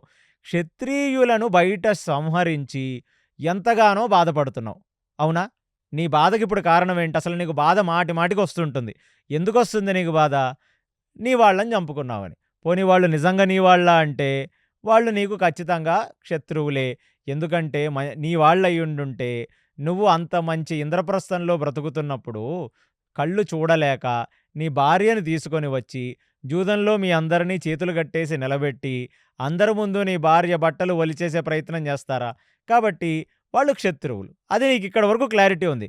కానీ అన్‌ఫార్చునేట్‌లీ ఏంటంటే మీ దౌర్భాగ్యానికి మీ శత్రువులు మీ తమ్ముళ్ళు వాళ్ళే. మీ రక్త సంబంధికులే మీకు శత్రువులయ్యారు. సరే, బయట ఉన్న క్షత్రువులను సంహరించి బాధపడుతున్నావు. మరి నీలో ఉన్న క్షత్రువులను ఎప్పుడు సంహరిస్తావు ధర్మరాజా? అని చాలా తాత్వికంగా కృష్ణుడు అడిగాడు. ఏమిటి కృష్ణ నాలోని శత్రువులంటే? అయ్యో! అమాయకంగా మాట్లాడతావేమిటి? నీకు గూడా నేను ఎంతగానో భగవద్గీత చెప్పాను. నీ తమ్ముడికి మళ్ళీ ఇప్పుడే సగం భగవద్గీత మళ్ళీ చెప్పొస్తున్నాను. మరి కామక్రోధ లోభ మోహ మదమాశ్చర్యాలనే ఈ హర్షడ్ వర్గములు శత్రువులు కావా? నీ మనసే నీకు శత్రువు గాదా? మనస్సు చంచలంగా ఉంటుందా? కోతి ఎలా అయితే ఒక చెట్టు మీద నుంచి ఇంకొక చెట్టు మీదకు దూకుతుందో, అలాంటి ఒక కోతిని పోలింది నీ మనసు. మళ్ళీ ఆ కోతి గాని ఒక కల్లు చెట్టు మీద దూకి, అక్కడ ఉన్న కల్లుని పగలగొట్టి ఆ కుండ, ఆ కల్లు తాగిన కోతైతే ఇంకా దారుణంగా ప్రవర్తిస్తుంది. మామూలుగానే మనసొక కోతి. ఇక నీకు దానితో పాటు ఏదైనా ఒక దుఃఖం కలిగింది అంటే, ఇక కల్లు తాగిన కోతిలాగా నీ మనస్సు ప్రవర్తిస్తుంది. అంటే శత్రువు బయటుందా? నీ లోపలుందా? నువ్వెప్పుడు జాలి చూపించినా, బాధ చూపించినా, నువ్వు నిస్పృహ, నిటూర్పులతో ఉన్నా దేనివల్ల? నీ మనసు వల్ల కాదు. మరి ఆ మనసుని నిగ్రహించటానికి నువ్వేం జేస్తున్నావు? నీ కర్మేంద్రియములను, నీ జ్ఞానేంద్రియములను నిగ్రహించడానికి నువ్వేం జేస్తున్నావు? అని చాలా తాత్వికమైన క్వెషన్ అడగగానే మళ్ళీ ధర్మరాజుకు అర్థమైంది. కృష్ణుడొచ్చాడు అంటే వీళ్ళ దగ్గరికి ఏదో ఒక ప్రయోజనార్థమై వస్తాడు గదా! అలాంటి కృష్ణుడికి చేజోడ్చి నమస్కరించి, నేను ఎటువంటి కామసుఖాన్ని తెలుసుకోకుండా, అంటే కింద పడుకొని కేవలం ఆ గోవులకు సంబంధించిన ద్రవ్యమును మాత్రమే స్వీకరించి, ఎటువంటి స్త్రీ మీద ఆసక్తి లేకుండా, భోగము మీద ఆసక్తి లేకుండా ఋషిలాగా బ్రతికి, నా పంచేంద్రియములను ఏ పాములైతే పడగలు ఎత్తి మనల్ని కాటేసే ప్రయత్నం చేస్తాయో, ఆ పడగలు మీద కాలు పెట్టి వాటిని నిగ్రహిస్తున్నాను. ఇది పర్సనల్లీ నేను చేస్తుంది. ఇక మనసంటావా? ఇక అది మన ఆధీనంలో లేదు గదా! అది మన మాట వినదు కదా! అంటే మరి నీ మనసే నీ మాట విననప్పుడు, పక్కన ఉన్న శత్రువు మాత్రం నీ మాట ఎలా వింటాడు? నిజమైన శత్రువు మనకు బయట లేడు ధర్మరాజా, మన లోపలే ఉన్నాడు. అందుకనే ఆ మనసుని నిగ్రహించే ప్రయత్నం చెయ్యి. నువ్వు అంతర్ముఖమైన సాధన చెయ్యి. నేను మళ్ళీ అనుగీత చెప్పాను. అర్జునుడు దగ్గర నుంచి నువ్వు మిగతా ధర్మ సూక్ష్మములు తెలుసుకొని, మనసుని రాయి చేసుకొని, కర్తృత్వ భావనతో చెయ్యి. పాపము, పుణ్యమనేది ఎప్పుడొస్తుంది నీకు? పాపమైనా, పుణ్యమైనా ఒక లేనివాడికి నువ్వు హెల్ప్ చేశావు. లేనివాడికి నువ్వు దానం చేశావు. పుణ్యం. వాడి దగ్గర ఉన్నదే లాక్కున్నావు పాపం. ఈ పాపము, పుణ్యంలో నా అనే భావన ఉంటుంది. నేను, నా అనే భావన ఉంటుంది. ఎప్పుడైతే నీ యందు ఆ నా అనే భావనను నువ్వు తీసేసి, నా అహంకర్త, హరికర్త, నా లోపల ఉన్న పరమాత్మకు నేను శరణాగతి పొందితే, పరమాత్మ నా యందు పూని నా చేత ఈ పని చేయిస్తున్నాడనే భావనతో నువ్వు చేసి ఉండి ఉంటే యుద్ధం, నీకసల బాధే కలగదని చెప్తున్నాడు. అందుకనే భీముడికి ఎప్పుడూ బాధ లేదు. అర్జునుడికి కొంచెం బాధున్నా అర్జునుడు తెలుసుకున్నాడు. భీముడికి ఎందుకు బాధ లేదు? ఏ అస్త్రం వచ్చినా భీముడు ఎందుకు ధీటుగా అస్త్రం ముందు నిలబడ్డాడంటే, అదేమీ తామసికమైన ప్రవృత్తి కాదు, అదేమీ అహంభావన కాదు. చేసేది నేనా? నేను కృష్ణ పరమాత్మ చేతిలో పనిముట్లుగా మారి, ఇన్స్ట్రుమెంట్గా మారి, ఆయన ఎలా వాడుకోవాలో అలా వాడుకుంటున్నాడు ఈ దేహాన్ని. అన్నిటికంటే మంచిది కదా. ఒకటి, ఈ దేహాన్ని నేను నా కోసం వాడుకోవటం. 2, ఈ దేహాన్ని నేను కృష్ణుడి కోసం, కృష్ణుడి సేవకై అర్పించటం. ఇక నేనే కృష్ణుడి సేవకై అర్పించినప్పుడు నా బాగోగులు చూసుకోవలసినది ఆయనే కదా. అలాంటి ఒక కర్తృత్వ భావన, అంటే నేను యుద్ధం చేసి, నేను దుర్యోధన, దుశ్శాసన, కీచకుల్లాంటి వాళ్ళని నేను సంహరించట్లేదు. కేవలం నా యందు ఉన్న పరమాత్మ నా ద్వారా ధర్మమునందు సంహరిస్తున్నాడు అనే ఒక భావనతో భీముడు బ్రతికాడు. అది ఇప్పుడు ధర్మరాజుకు చెప్తున్నారు. అందుకునే నువ్వు ఎప్పుడూ పగ్గాలు నీ చేతిలో తీసుకోకూడదు. కంప్లీట్ ప్రపత్తి శరణాగతితో భగవంతుడు యందు నీ మనస్సుని లగ్నం చెయ్యాలి. కళ్ళు తాగిన కోతిలాగా దూకుతుంది. దాన్ని తీసుకెళ్ళి ఎక్కడ కట్టేయాలి ఆ కోతిని? భగవంతుడనే చరణారవిందములకు ఆ మనసుని కట్టేయాలి. ఇది తాత్వికం. అలాగ నువ్వు కట్టేసిన రోజు నువ్వు ఏది నీ చేత్తో చేసినా కర్మ నీకు అంటదు. కాబట్టి కర్తృత్వ భావనతో చెయ్యాలి. నేను చెయ్యట్లేదు, నా యందు భగవంతుడు ఉండి నా ద్వారా కార్యం చేపిస్తున్నాడు. సత్కర్మైనా, దుష్కర్మైనా, ఎవరికైనా దానం ఇస్తున్నప్పుడు నేను అనే భావనతో ఇవ్వకూడదు. దైవం మనుష్య రూపేనా, నా ద్వారా భగవంతుడు వాడికి హెల్ప్ చేస్తున్నాడనే భావనతో చెయ్యాలి. కాబట్టి నేను కేవలం క్లుప్తంగా ఇంత మాత్రమే చెప్తున్నాను కానీ, ఆ ధర్మరాజుకి శ్రీకృష్ణ పరమాత్మ చాలా పెద్ద భగవద్గీత, ఉపనిషత్ రహస్యములన్నీ చెప్పాడు అక్కడ.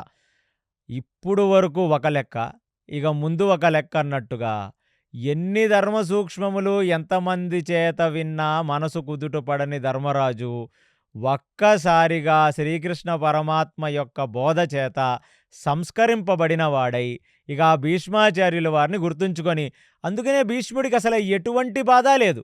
ఆయన్ని ఒకళ్ళు పడేశారన్న బాధ లేదు. ఆయన శరీరంలో ఇన్ని బాణాలు గుచ్చుకున్నాయన్న బాధ ఆయనకి లేదు.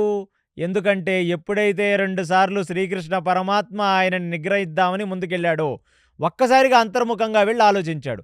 అంటే భగవంతుడికి మనం కోపం తెప్పిస్తున్నామంటే మనం ధర్మం తప్పామనే కదా అర్థం. ఆ భగవంతుడు ఎలా కావాలనుకుంటాడో అలాగా మనం శరణాగతి పొందుదాం.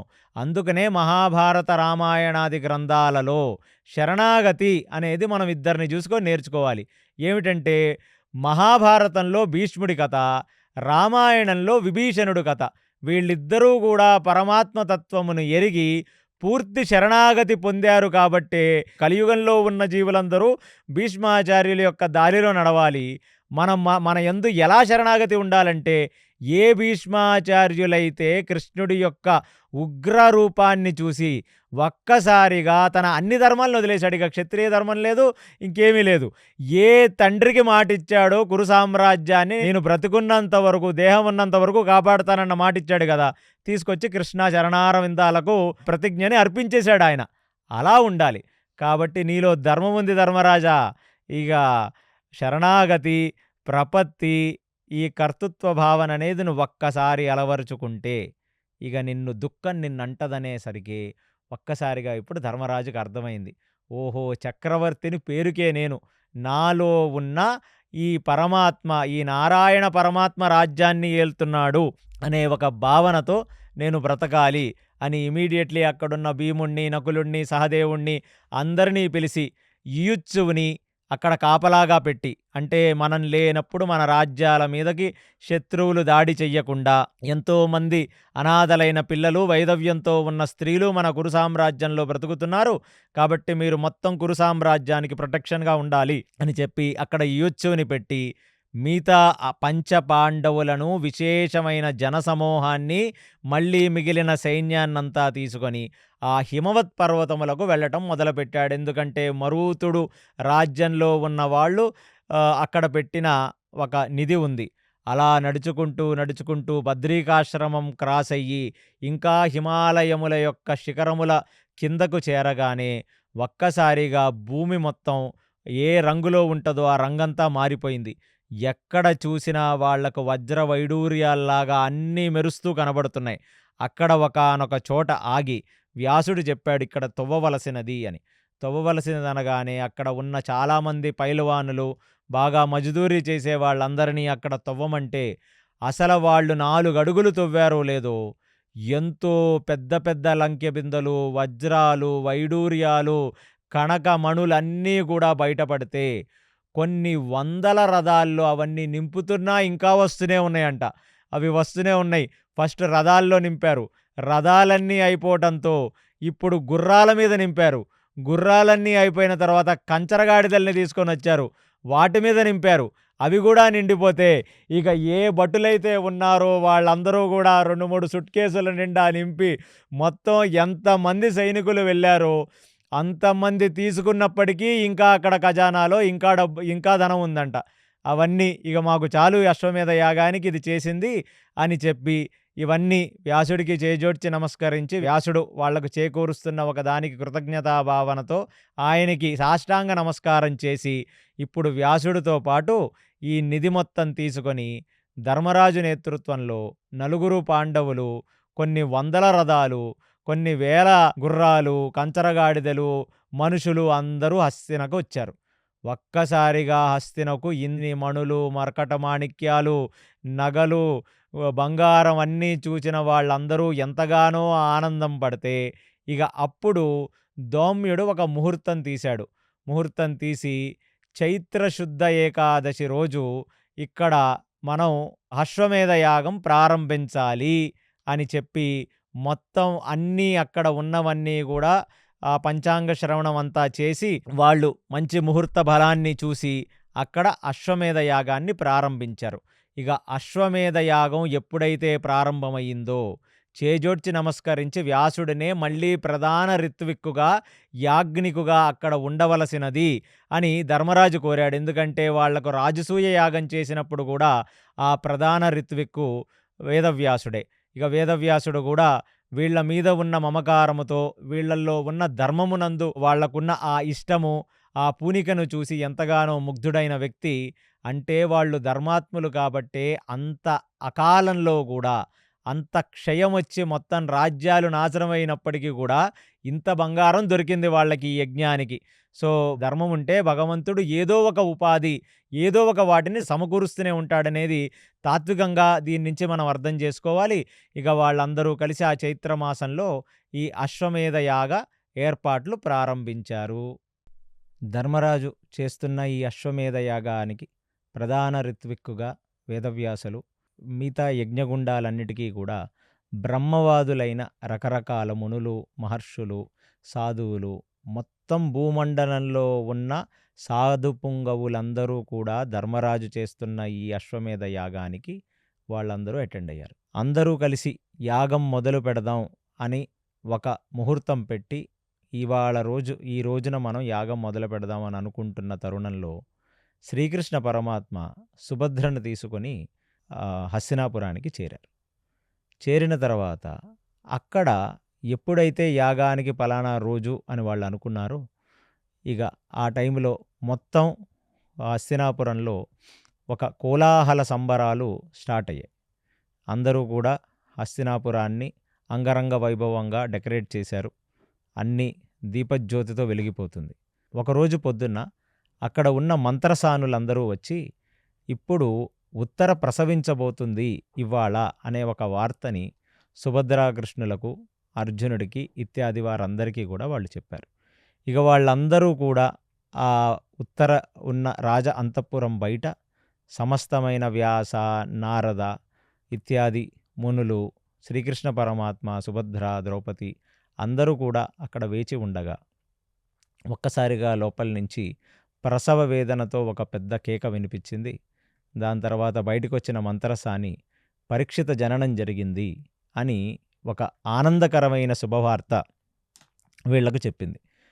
ఒక్కసారిగా ధర్మరాజు ఇత్యాది వాళ్ళందరూ కూడా, పాండవులందరూ కూడా ఇక మంచి కాలం అంతా ముందుంది, మంచి కాలం అని కుంతికి చెప్పాడు కదా శ్రీకృష్ణ పరమాత్మ.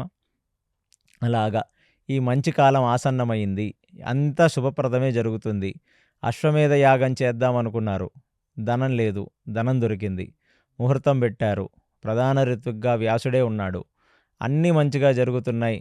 ఇప్పుడు పరీక్షిత జననం కూడా జరిగింది. అంటే వాళ్లకు పౌత్ర సమృద్ధి జరిగింది. అంటే ఆ వంశం నిర్వంశం కాకుండా నిలబడింది అనే ఒక ఆనందంగా ఒకళ్ళ ముఖాలు ఒకళ్ళు చూస్తున్న వెంటనే, అంటే కొన్ని క్షణాలు ఆ ఆనందం వచ్చి వాళ్ళ ముఖాల్లో చిరునవ్వు ఇంకా ఆగకుండానే అదే మంత్రసాని బయటికి వచ్చి, బిడ్డడు అస్సలు పలకట్లేదు, ఏదో మరణించిన వాడిలాగా ఉన్నాడు బిడ్డడు, అసలు నవ్వట్లేదు. అంటే ఒక ప్రసవ వేదన తర్వాత బయటికి వచ్చిన బాలుడు ఏడుస్తాడు, అలాంటిది ఈ బాలుడు ఏడవట్లేదు. అసలు ఆ బాలుడిలో ఎలాంటి చలనం లేదు. అలాంటిది ఒక రకంగా మరణించాడా మరణించలేదా అనేది పూర్తిగా అర్థం కాని మంత్రసాని ఈ బాలుడిలో జీవం లేనట్టుగా ప్రవర్తిస్తున్నాడని చెప్పగానే అక్కడ సుభద్ర, ద్రౌపది ఇద్దరూ చాలా కన్నీరు పర్యంతం అయ్యారు. ఆడవాళ్ళందరూ లోపలికెళ్ళి ఆ ఉత్తర పక్కనే ఉన్న ఆ పరీక్షితుడు యొక్క దేహాన్ని చూసి, ఆ చిన్న బాలుడి యొక్క దేహాన్ని చూసి ఎంతగానో విలపించసాగారు. ఇప్పుడు సుభద్ర కృష్ణుణ్ణి పట్టుకొని అడుగుతుంది ఏమిటంటే, ఈ అశ్వత్థామ అపాండవం అయిపోవుగాక, పాండవుల వంశం మొత్తం నిర్వంశమవ్వుగాక అని ఆ బ్రహ్మశిరోనామకాస్త్రాన్ని ఉత్తర గర్భాన ప్రవేశపెట్టాడు. ఆ రోజు ఒక్కసారిగా ఆగిపోయిన గర్భం మళ్ళీ కదలటం మొదలుపెట్టింది. ఇవాళ మరి ఏంటి కృష్ణ ఇలాగ జరిగింది? ఎందుకని ఈ బాలుడిలో జీవం లేనివాడులాగున్నాడు ఈ బాలుడు? ఏమిటి ఈ విపరీత చర్య? దీనికి ఒక సమాధానం ఇవ్వవలసినది అని కృష్ణుణ్ణి అడిగితే, ఆ ఆడవాళ్ల ముఖం చూస్తే అందరి ముఖాలు చాలా దిగాలుగా ఉన్నాయి. సుభద్ర ముఖం కానీ, అటు ఉన్న ద్రౌపది ముఖం కానీ, ఆ ఉత్తర ముఖం కానీ, ఈవెన్ ధృతరాష్ట్ర గాంధారులు కూడా అలాగా నిరుత్సాహంగా ఉన్నారు. పాండవుల ముఖంలో కూడా ఉత్సాహం పోయింది.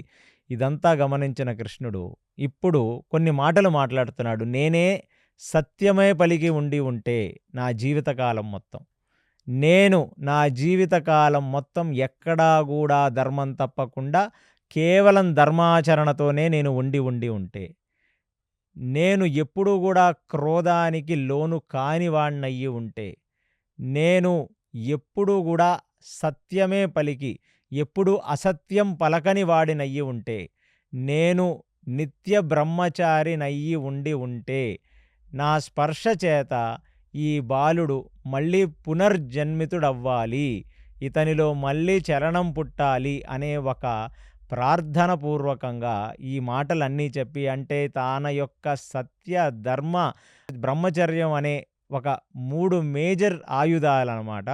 ఇలాంటి ఒక నేనే నిజమైన బ్రహ్మచారినైతే ఈ బాలుడు బ్రతుకుగాక, ఈ బాలుడు నందు జీవితముండుగాక, మళ్ళీ ఇతను పునఃజీవితుడవుగాక అని అనగానే ఒక్కసారిగా బాలుడు ఏడవసాగాడు. ఎలా అయితే పిల్లలు గర్భం నుంచి బయటికి రాగానే వాళ్ళు ఆ బొడ్డుతోనే ఉన్నవాళ్ళు ఏడుస్తూ ఉంటారో, అలాగా బాలుల్లో మళ్ళీ తేజస్సు వచ్చింది, బాలుల్లో మళ్ళీ ఆ జీవం వచ్చింది. అది చూచిన వాళ్ళందరూ నిర్ఘాంతపోయారు. కృష్ణుడు అన్న మాటలు ఏంటంటే, మీ అందరికీ తెలిసిన కృష్ణుడు ఏంటి? జనాల చేత అబద్ధం చెప్పించిన వాడు. అంటే ఎంతగానో బాధపడుతున్న ధర్మరాజు ఇవాల్టికి నేను ద్రోణాచార్యుల వారిని అబద్ధం చెప్పి చంపేశాననే బాధతో ఆయన చాలా రోజులు కుమిలిపోయాడు. అలాంటి ఒక అబద్ధం చెప్పమన్నవాడు కృష్ణుడు. కృష్ణుడు అబద్ధం చెప్పమనగానే భీముడెళ్ళి ఒక అశ్వత్థామని ఏనుగుని చంపేసి అశ్వత్థామ ఇతి కుంజరః మృతిః అని చెప్పేసాడు గదా! భీముడికి అసల కంప్లీట్ క్లారిటీ ఉంటది ఎప్పుడైనా. సో, అతనికి ఆ భయము లేదు. శ్రీకృష్ణ పరమాత్మ చెప్పింది చెప్పినట్టు చేస్తాడు. చెప్పిన దానికి ఒక పొల్లెక్కువ చేయడు. ఒక ఒత్తు తక్కువ చేయడు. అంతే. అది భీముడి యొక్క నైజం. అలాంటిది నేనే నా జీవితం మొత్తం ఎక్కడ గూడా అసత్యం పలికి ఉండకపోతే అన్నదానికి బాలుడు బ్రతికాడు. అసలు జనాలందరూ అక్కడున్న మునులు, ఋషులు అందరూ వాళ్ళేమనుకున్నారంటే కృష్ణ పరమాత్మ ఏ మాయైనా చేయగలడని అనుకున్నారే తప్ప, ఈ వృత్తాంతంలో కృష్ణుడి యొక్క సత్య, ధర్మ, బ్రహ్మచర్యం అనే 3 విషయాలు అర్థమైపోతుంది. అనగానే అందరూ కృష్ణుడికి చేజోడ్చి నమస్కరించారు. "ఏమి విభూతి లీలయ్యా నీది? నీ లీలలు ఎవరికీ అర్థం కావు. నేనెక్కడా గూడా ధర్మం తప్పి ఉండకపోతే" అలాంటిది ఆయన దగ్గరుండి ఎంతోమందిని చంపించాడు. అలాంటిది ఎక్కడా ధర్మం తప్పలేదట. ఎక్కడ అసత్యం పలకలేదట. పోనీ ఈ 2 అర్థం కాలేదు పక్కన పెట్టండి. 16,108 మంది భార్యలు, ఎందరో గోపికా స్త్రీలు, ఇంతమందితో ఉన్న కృష్ణుడు అందరితో పిల్లల్ని కన్నాడు మళ్ళీ. అష్టభార్యలతో పిల్లల్ని కన్నాడు.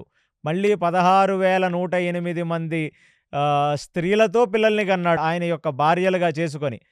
ఆయన బ్రహ్మచారి ఎలా అవుతాడసల? అలాంటిది ఇవాళ అక్కడ చెప్తున్నాడు. ఆయన వాగ్దానపూర్వకంగా ఒక సత్యనిష్టనందు పూనిక ఉండి, నేనే నా జీవితంలో ఎప్పుడూ బ్రహ్మచర్యం తప్పి ఉండకపోతే పిల్లడు బ్రతుకుగాక అంటే పిల్లడు బ్రతికేశాడు.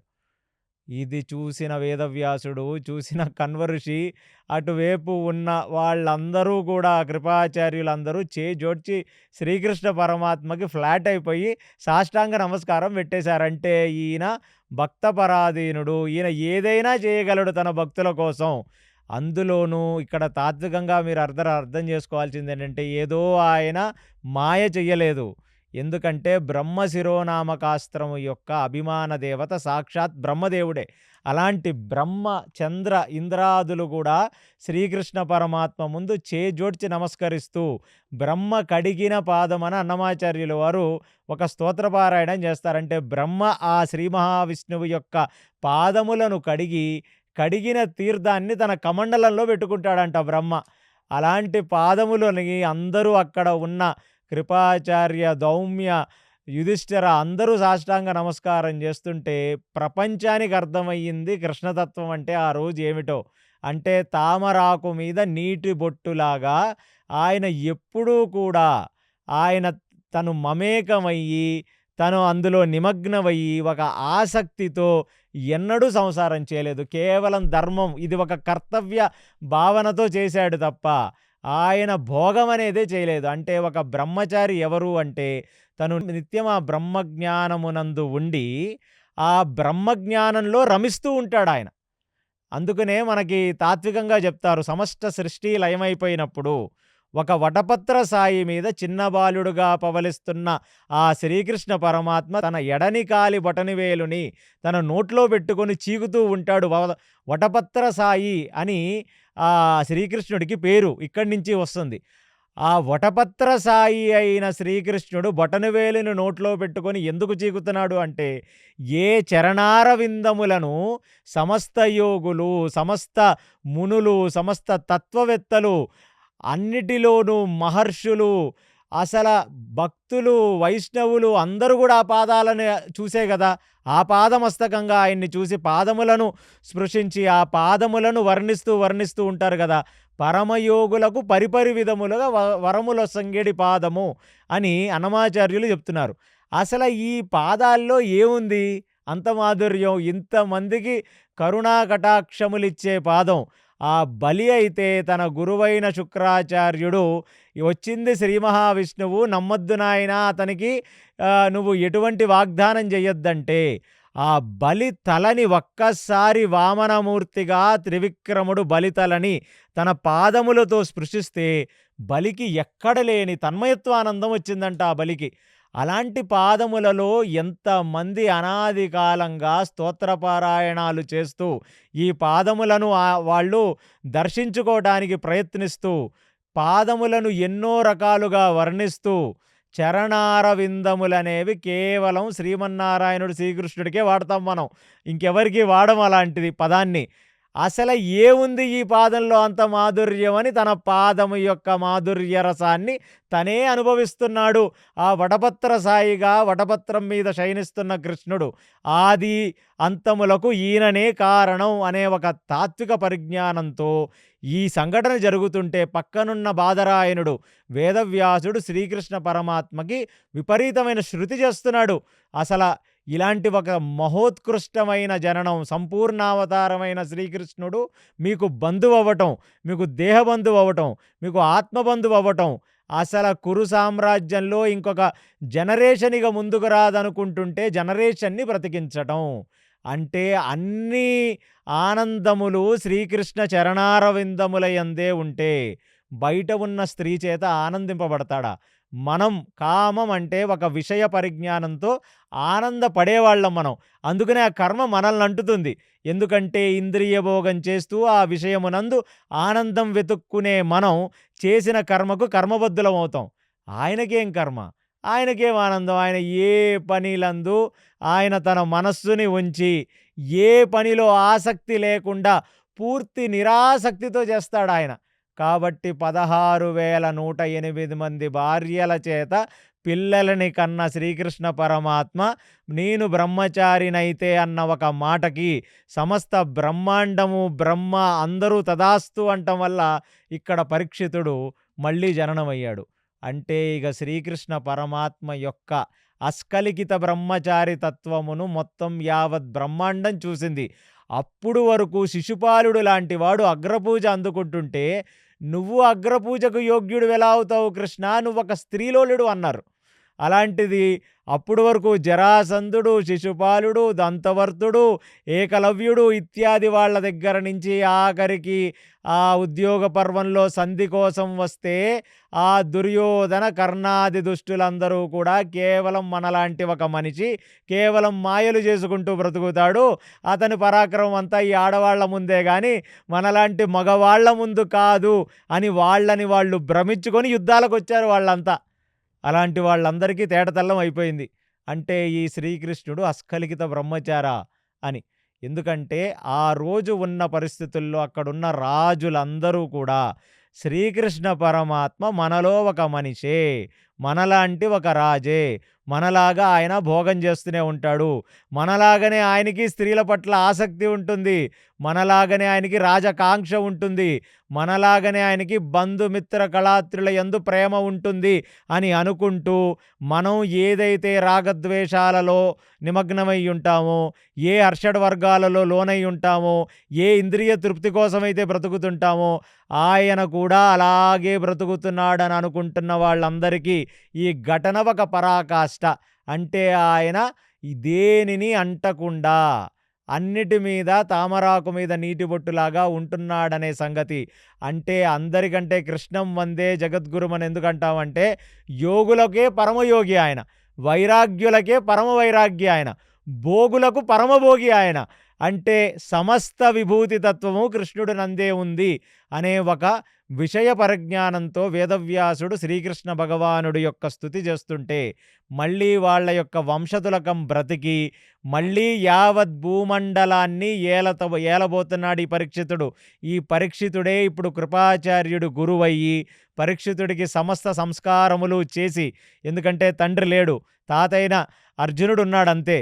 సో అర్జునుడు సుభద్రల చేతిలో పెరిగి మళ్ళీ పరీక్షితుడు కృపాచార్యుడి చేత సంస్కరింపబడి ఏ ధర్మరాజైతే భూమండలాన్ని ఏలటానికి చక్రవర్తి సార్వభౌమత్వంలో ఆ సింహాసనం మీద కూర్చున్నాడో నెక్స్ట్ ఆ సింహాసనం మీద కూర్చోనేవాడు పరీక్షితుడే. అలాంటి పరీక్షితుడు శ్రీకృష్ణ పరమాత్మ యొక్క స్పర్శ చేత జననం కలిగింది.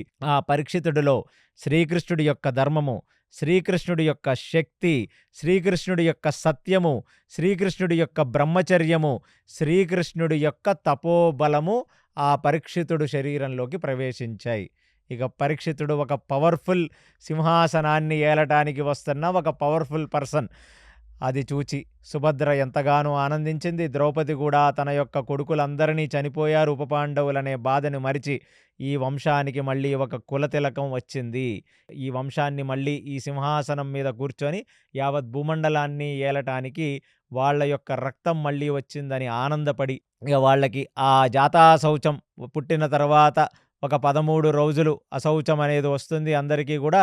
అలాగనే అది అన్ని వర్ణముల వాళ్ళకి వస్తుంది ఈ జాతాశౌచం అనేది. ఆ జాతాశౌచం అయిన తర్వాత ఈ అశ్వమేధ యాగం ఒకరోజు ముహూర్తం చూసి ఆ ముహూర్తం రోజు మొదలుపెట్టారు.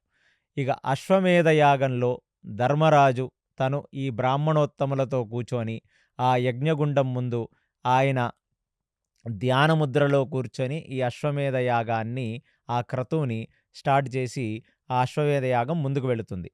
అక్కడ ఉన్న భీమసేనుడు ఈ అశ్వమేధ యాగానికి కావలసిన ద్రవ్యము కావలసినవన్నీ కూడా ఆయన సమకూరుస్తూ ఆ అశ్వమేధ యాగానికి ప్రొటెక్షన్గా భీమసేనుడున్నాడు. ఇప్పుడు అశ్వమేధ యాగానికి ఒక గుర్రాన్ని వాళ్ళు ఇప్పుడు వదలాలి. ఆ గుర్రాన్ని ఒక ఉత్తమ జాతి గుర్రాన్ని తీసుకొని వచ్చి ఆ గుర్రాన్ని ఆ అశ్వమేధ యాగం ముందు పూజ చేసి ఆ గుర్రాన్ని ఇప్పుడు యావత్ భూమండలాన్ని సంచరించటానికి వదులుతారు. ఆ గుర్రం వెనకాల అర్జునుడు వెనకాల కొన్ని వందల బ్రాహ్మణులు వేదం చదువుతూ, ఆ బ్రాహ్మణుల వెనకాల మరి అందరూ క్షత్రియ వీరపురుషులు భటులు అందరూ కూడా ఆ గుర్రం వెనకాల అర్జునుడు వెనకాల బ్రాహ్మణుల వెనకాల క్షత్రియులందరూ కూడా వెళ్ళసాగారు. ఇప్పుడు అశ్వమేధ యాగం యొక్క ప్రధాన కర్తవ్యం ఏమిటంటే ఎక్కడెక్కడైతే ఆ గుర్రం తిరుగుతుందో, ఏ రాజ్యంలోకైతే ఆ గుర్రం అడుగు పెడుతుందో ఆ రాజ్యంలో ఉన్నవాడు మళ్ళీ వాడు వాలంటరీలీ వచ్చి ధర్మరాజుకు పన్ను కట్టి నేను మీకు సామంతరాజుగా ఉండబోతున్నాను, ఇప్పటి నుంచి మీ ఆధిపత్యాన్ని నేను స్వీకరిస్తున్నాను అని వాడికి శరణాగతి పొందుతాడనమాట. అశ్వమేధ యాగం చేసిన ఏ రాజైనా ఇక భూమండలంలో ఉన్న రాజులందరూ వాడి కింద ఉన్నట్టే. కొందరు నచ్చి ఉంటారు, కొందరు భయంతో ఉంటారు, కొందరు చాతగాక ఉంటారు. ఈ మూడే కుదురుతాయి అశ్వమేధ యాగంలో. కొందరు వాళ్ళ యందు ప్రేమానురాగాలతో న్యాచురల్లీ సరెండర్ అయిపోతారు. అలాంటిది ఇవాళ ఇంత పెద్ద యుద్ధం చేసి గెలిచిన ధర్మరాజు గుర్రాన్ని పట్టుకోవటం అనేది అంత ఆషామాషీ విషయం కాదు.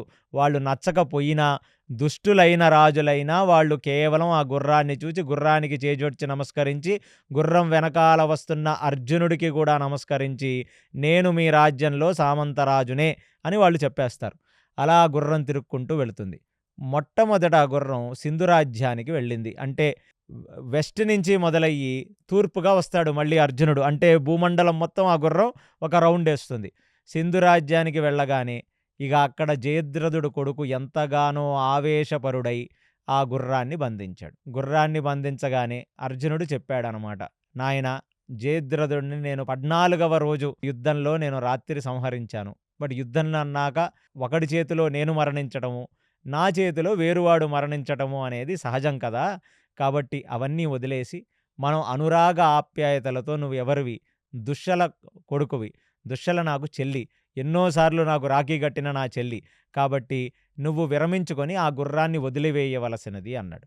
అనగానే లేదు నేను సైంధవుడు జయద్రథుడు యొక్క మరణాన్ని ఎందరో చెప్తుంటే విన్నాను, కాబట్టి ఖచ్చితంగా నేను నిన్ను సంహరిస్తాను అని చెప్పి ఆ అర్జునుడి మీద యుద్ధానికి రెడీ అయితే ఆ అర్జునుడు కూడా ఇంకా కాట్ బట్ పొజిషన్లో ఎంతసేపు యుద్ధం చేద్దామన్నా నైజంలో లేడు అర్జునుడు. ఎందుకంటే విశేషమైన తను ఎప్పుడైతే అశ్వమేధ యాగానికి గుర్రం వెనకాల మొదలయ్యాడో తన అన్నయ్యన ధర్మరాజు ఆ ధ్యానంలోకి వెళ్లే ముందు అర్జునుడు ఒకే మాట చెప్పాడు, వీలైనంత వరకు ఏ క్షత్రియుణ్ణి సంహరించద్దు. ఎందుకంటే మనం భూమండలంలో ఉన్న ఉత్తమోత్తమ క్షత్రియులందరినీ మనం సంహరించాం, మిగిలింది వాళ్ళ నలుసులు మాత్రమే, వాళ్ళ పిల్లలు మాత్రమే. వాళ్ళను కూడా సంహరిస్తే వీరక్షత్రియులు భూమి మీద ఉండరు నాయనా. ఇక క్షత్రియుడు లేకపోతే ఆ రాజ్యాల్లో అరాజకత్వం వస్తుంది, కాబట్టి సంహరించద్దు అని అర్జునుడికి చెప్పాడు. కాబట్టి ఇక అర్జునుడు కూడా సామదాన దండభేదాలనే 4 లేకుండా కేవలం సామరస్యంగానే అందరినీ కలుపుకొని పోదామనుకునే ఒక దృష్టికోణంతో ముందుకు సాగుతున్నాడు. అలాంటిది ఇక అతనికి కూడా ఏం చెయ్యాలో అర్థం కాక జయద్రథుడు కొడుకు ఖచ్చితంగా నువ్వు నన్ను చంపి ఈ గుర్రాన్ని తీసుకువెళ్లాల్సిందే అని చెప్పి ఆజ్ఞాపించి అక్కడ యుద్ధానికి సంసిగ్ధుడైతే అక్కడికిప్పుడు దుశ్శల వచ్చి ఆ జయద్రథుడు కొడుకుని పట్టుకొని, నీ తండ్రి ఎంత నీచుడో నీకు తెలుసా? ఇవన్నీ నేను నీకు చెప్పలేను. వాళ్ళు ధర్మాత్ములు, ధర్మమునందు పూనిక ఉండి బ్రతికిన వాళ్ళు, మనలాంటి వాళ్ళు కాదు.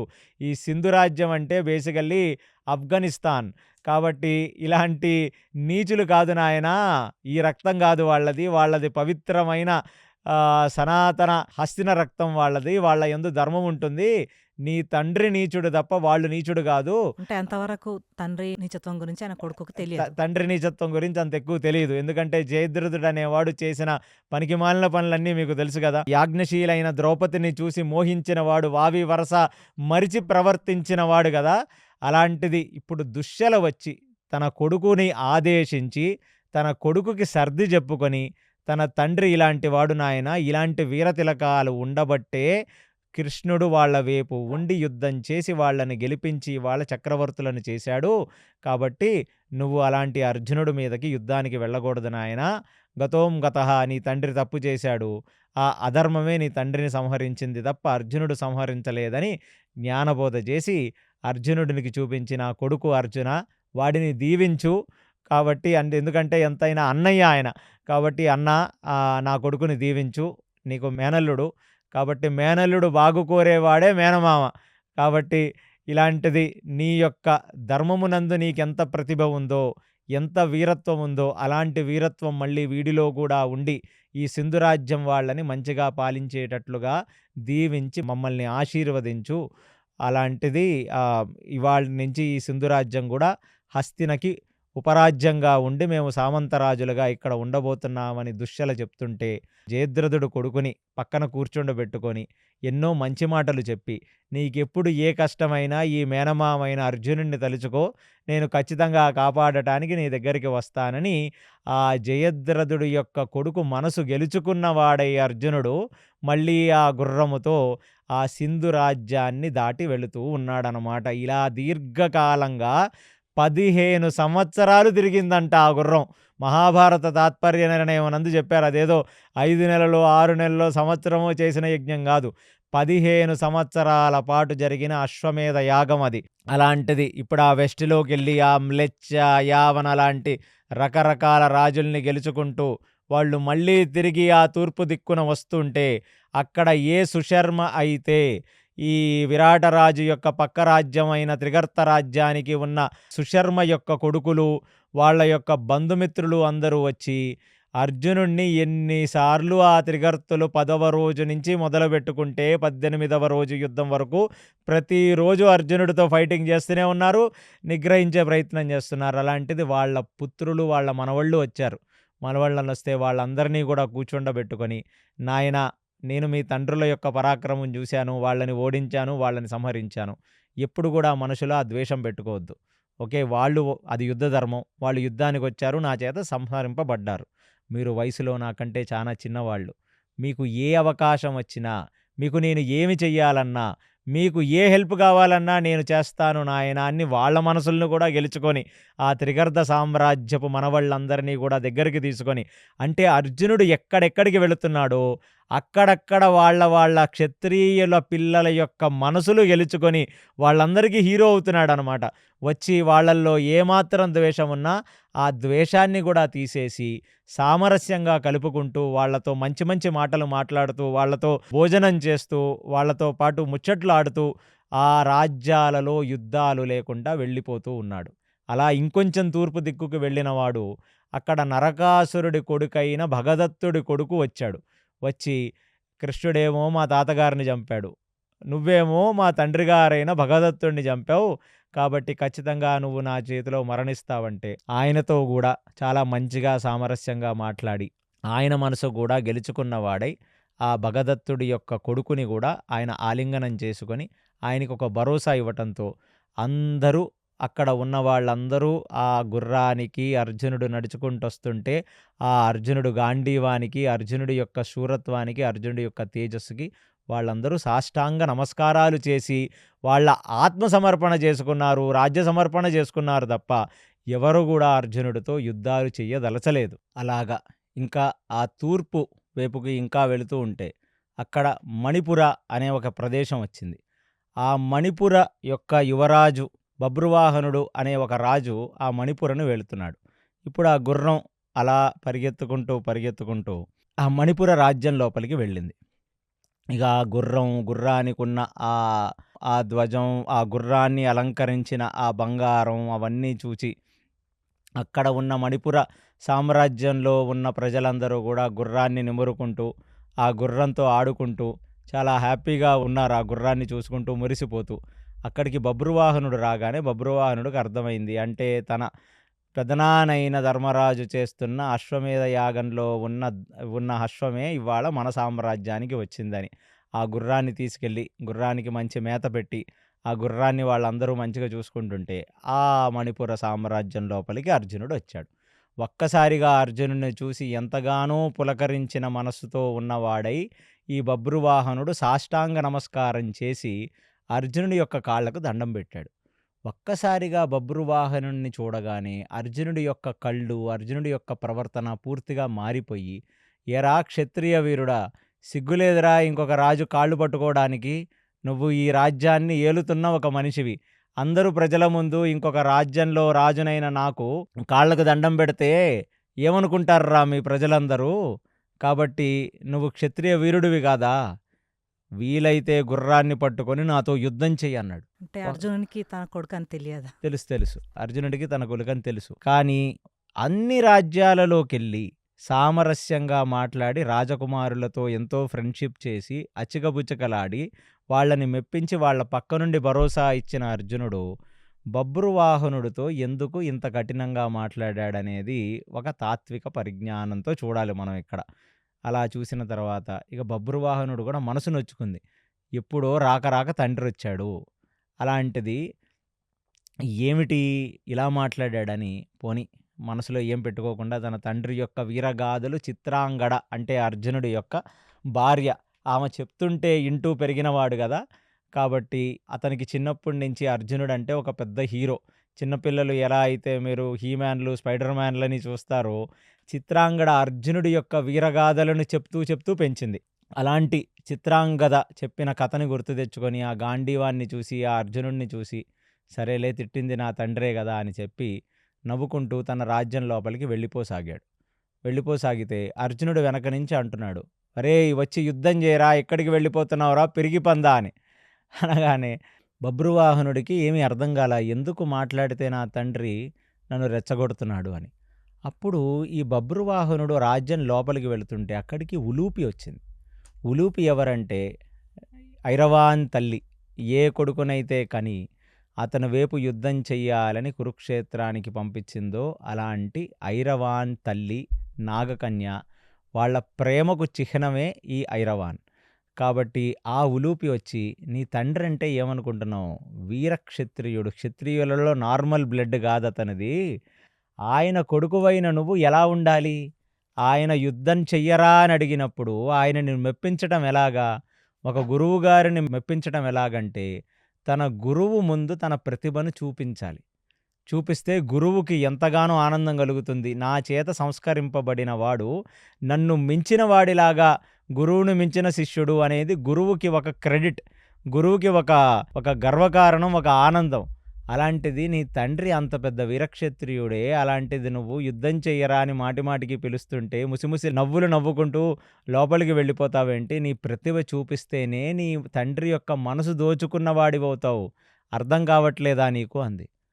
ఓహో, అందుకా నా తండ్రి నన్ను ఎన్నిసార్లు ట్రిగర్ చేస్తున్నాడు వెనక నుంచి. కాబట్టి సరే, నా తండ్రి మనసుకు అదే ఆనందం పరిస్తే నేను వెళ్ళి అర్జునుడితో యుద్ధం చేస్తానని చెప్పి వెళ్ళి ఏ గుర్రంతో అయితే వాళ్ళ రాజ్యంలో ఉన్న వాళ్ళు ఆడుకుంటున్నారో ఆ గుర్రాన్ని పట్టుకొని వచ్చి కట్టేశాడు. కట్టేస్తే అప్పుడు అర్జునుడికి అర్థమైంది, అదిరా మగతనం అంటే యుద్ధం చేసి నన్ను గెలిచి ఈ గుర్రాన్ని తీసుకోవాలి, లేదా నా చేతిలో ఓడిపోయి మళ్ళీ గుర్రానికి దారివ్వాలి, మంచిది అని చెప్పగానే ఈ సంగతి ఏదీ కూడా చిత్రాంగదకు తెలియదు. తన అంతఃపురంలో ఉంది. బయట ఉలూపి చూస్తుండగా ఇక అర్జునుడికి, బభ్రువాహనుడికి భయంకరమైన యుద్ధం సాగుతుంది. ఎంత భయంకరమైన యుద్ధం అంటే అసల బభ్రువాహనుడు అర్జునుడు ముందు నిలవలేక చాలా కష్టపడి యుద్ధం చేస్తుంటే ఆ అర్జునుడు ఆ బభ్రువాహనుడి యొక్క ధ్వజాన్ని పడగొట్టేశాడు. బభ్రువాహనుడి యొక్క రథచక్రాన్ని విరగ్గొట్టేశాడు. బభ్రువాహనుడి యొక్క గుర్రాలను పడగొట్టేశాడు. ఇక బభ్రువాహనుడు కొత్త రథాన్ని తీసుకొని వచ్చి ఈ రథం మీద నుంచి ఆ రథం మీదకు దూకాడు. అలా రథం మారి దూకిన బభ్రువాహనుడికి ఒకటి అర్థమైందంటే నేను నా తండ్రిని డామినేట్ చేసి నేను నా తండ్రిని ఓడిస్తేనే నేను నా తండ్రి మనసు గెలుచుకుంటానని చెప్పి ఇక అతని యొక్క విలువిద్యా నైపుణ్యాన్నన్నీ చూపించి ఒక విశేషమైన బాణం వేసి అర్జునుడి యొక్క భుజం సందులో కొట్టేశాడు. అంటే ఛాతీకి భుజానికి మధ్యలో ఉన్న భాగంలో కొడితే ఆ బాణం అర్జునుడి యొక్క భుజంలోంచి దిగి వెనక్కొచ్చేసింది. పూర్తిగా ఒక గుంటలాగా ఏర్పడింది భుజం దగ్గర. విపరీతమైన రక్తం కారిపోతుంది అర్జునుడికి. కవచాన్ని భేదించి కవచం లోపల నుంచి కొట్టేసేసరికి ఇప్పుడు ఆ బభ్రువాహనుడిని చూసి, వా బభ్రువాహన వా, నాలాంటి ఒకడిని నువ్వు కవచం భేదించి నా ఎడం భుజం యొక్క దీంట్లో కొట్టేశావంటే నువ్వు బేష్, ఎంతగానో ఆనందంగా ఉంది. ఇప్పుడు రా సమయుద్ధి, సమంగా ఉన్న వాళ్లతో పోరాడుతున్నట్టుంది, ఇంకా పోరాడమని ఇంకా బభ్రువాహనుడి వైపు బాణాలేస్తున్నాడు. బభ్రువాహనుడు అర్జునుడి వైపు బాణాలేస్తున్నాడు. ఇదంతా చూస్తూ ఉలూపి ఎంతగానో సంతోషపడుతుంది. ఇప్పుడు చెప్పారు లోపల ఉన్నవాళ్ళు అంతఃపురం లోపలికి వెళ్ళి చిత్రాంగదకి ఏంటంటే అర్జునుడు వచ్చాడు, వచ్చిన అశ్వమేధ యాగానికి వచ్చిన అశ్వాన్ని బభ్రువాహనుడు బంధించాడు, బంధించడంతో తండ్రికి కొడుక్కి యుద్ధం జరుగుతుంది అని. ఇక ఇద్దరూ గురి చూచి ఒక విశేషమైన బాణాలని ఒకళ్ళ మీద ఒకళ్ళేస్తే అర్జునుడు వేసిన బాణమేమో ఈ బభ్రువాహనుడు యొక్క ఛాతికి తగిలి ఛాతికున్న కవచం పగిలి ఛాతి లోపలికి దిగి బభ్రువాహనుడు ఎగిరి ఆ రథం మీద నుంచి కింద పడిపోయి మూర్ఛపోయాడు. అలాగా బభ్రువాహనుడు వదిలిన బాణం అర్జునుడి యొక్క గాంధీవం సందులోంచి వెళ్ళి అర్జునుడి యొక్క కవచాన్ని కొట్టేసి కవచం ఇరిగిపోయి లోపలికి వెళ్ళిపోయి ఛాతిలో దిగి ఛాతిలోంచి బయటకు వచ్చేసింది బాణం. అలాగ ఒక్కసారిగా బభ్రువాహనుడు కింద పడిపోయిన విషయాన్ని చూసిన అర్జునుడు ఇక అర్జునుడు గుండెల్లోంచి దిగి బయటకు వచ్చిన బాణం చేత అర్జునుడు రథం మీద నుంచి ఎగిరి కింద పడి మరణించాడు. అసలు అర్జునుడు మరణించడం ఏమిట్రా నాయనా, ఇది ఏంటిది అని ఆ పాండవుల వైపు వచ్చిన పురోహితులు, పాండవుల వైపు వచ్చిన మొత్తం ఆ సైనికులందరూ నిర్ఘాంతపోయి 18 రోజుల యుద్ధంలో ఒక్కడైనా అసలు అర్జునుడి కవచాన్ని భేదించగలిగాడా? పెద్ద పెద్ద యోధులైన వాళ్ళు అర్జునుడు ముందు నిలవలేకపోయారు. ఈ భీష్మాచార్య, ద్రోణాచార్యుడు లాంటి వాళ్ళు భేదించలేకపోయారు. ఈ పిల్లవాడు కొట్టడం ఏమిటి, వాడు పడిపోవటం ఏమిటి, తండ్రి ఇతను పడిపోవటం ఏమిటి? పడిపోవటం కాదు, అసలు బహిర్గతంగా చూడటానికి కవచం పగిలి గుండెలు చీలి బాణం బయటకు వచ్చేసి ఆల్మోస్ట్ చచ్చిపోయినట్టే. ఇక అది చూచి అందరూ అక్కడ ఏం చేయాలో అర్థం కాక అసలు ఈ విషయాన్ని ధర్మరాజుకి ఎలా చెప్పాలి, ధర్మరాజుకు చెప్తే ధర్మరాజు ఉంటాడా, అసలు భీముడు ఉంటాడా, అసలు శ్రీకృష్ణ పరమాత్మకి ఈ సంగతి ఎలా చెప్పాలి అని అందరూ ఆలోచిస్తుంటే ఒక్కసారిగా ఉలూపి చప్పట్లు కొట్టింది అక్కడ. ఇక ఉలూపి చప్పట్లు కొడితే ఎవరికి అర్థం కాలే, ఇదేమిటిది, భర్త చనిపోతే ఉలూపి చప్పట్లు కొడుతుంది అని చెప్పి చూస్తుంటే చిత్రాంగద బయటికి వచ్చి అసలు గుండెలు బాదుకుంటూ ఏడ్చింది చిత్రాంగద. ఒకే బాణానికి 2 పిట్టల్లాగా ఒకేసారి మొగుడు చనిపోయాడు, పిల్లడు చనిపోయాడు. ఇక చిత్రాంగద చూచి ఆ ఉలూపిని అసలు నువ్వు ఆడదానివేనా, నీ 5వతనం పోతుందన్న కించిత్ బాధ లేకుండా నా కొడుకు యుద్ధం చెయ్యకపోతే వాడిని ప్రేరేపించి నీ తండ్రి మనసు దోచుకోవాలంటే నువ్వు యుద్ధం చెయ్యాలని చెప్పి దగ్గర నుంచి మళ్ళీ సినిమా చూసినట్టు వాళ్ళిద్దరు కొట్టుకుంటే చూసింది కాక ఇద్దరూ ఒకళ్ళొకళ్ళు కింద పడి మరణిస్తే నువ్వు చప్పట్లు కొట్టి కేరింతలేస్తావా? నువ్వు ఏమనుకుంటున్నావు? నువ్వు నాగజాతిలో పుట్టిన స్త్రీ మనసు కూడా నాగుపాము విషంలానే ఉంటుందా? అసలు నువ్వెలాంటి ఆడదానివంది అంటే ఈ తమాషా నువ్వు చూద్దుగానని చెప్పి ఆ ఉలూపి వెళ్ళి ఒక్కసారిగా బభ్రువాహనుడిని ముట్టుకుంటే బభ్రువాహనుడిలో స్పృహ వచ్చింది.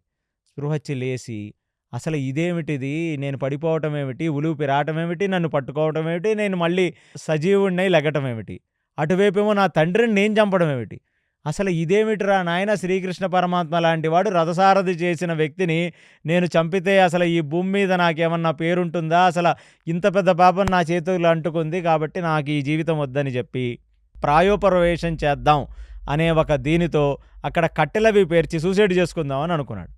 అనుకుంటే అప్పుడు ఉలూపి దగ్గరకొచ్చి, నాయనా, నువ్వు ఒక క్షత్రియుడనేవాడు ప్రాయోపవేశాలవి చెయ్యకూడదు. అందులోనూ నేను నీకొక విషయాన్ని చెప్తాను. ఇది విశేషమైన నాగమణి. ఈ మణిని తీసుకెళ్ళి ఎక్కడైతే నీ తండ్రికి తగిలిందో అక్కడ పెట్టు, ఆయన బ్రతుకుతాడు అని చెప్పింది. ఇప్పుడు ఆ వజ్రాన్ని తీసుకొని వెళ్ళి ఏ అర్జునుడైతే కింద పడిపోయి ఆల్మోస్ట్ జీవం లేకుండా మరణించి ఉన్నాడో అతని ఛాతి మీద పెట్టగానే అర్జునుడు లేచి నించున్నాడు. ఏమిటి మాయ ఎవ్వరికీ అర్థం కాల. చిత్రాంగకి అర్థం కాలేదు, బభ్రువాహనుడికి అర్థం కాలేదు, అర్జునుడికి అసలే అర్థం కాలేదు, వెనక చూస్తున్న బ్రాహ్మణ సమూహానికి అటువైపు వచ్చిన సైనికులకి అర్థం కాల. ఇప్పుడు చిత్రాంగద చెప్తుంది, 5వ తనం గురించి మాట్లాడావక్క. ఎంతగానో ప్రేమించి పెళ్లి చేసుకున్న వ్యక్తి అర్జునుడు. ఒక్కసారి ఆయన ఆ ఆది పర్వంలో హరిద్వార్ వచ్చిన వ్యక్తిని, అమాంతంగా యజ్ఞగుండం ముందు కూర్చొని యజ్ఞం చేస్తున్న వ్యక్తిని, ఈ వ్యక్తిని యజ్ఞగుండాన్ని కూడా అక్కడి నుంచి తీసుకొని నాగలోకానికి తీసుకెళ్ళింది ఉలూపి.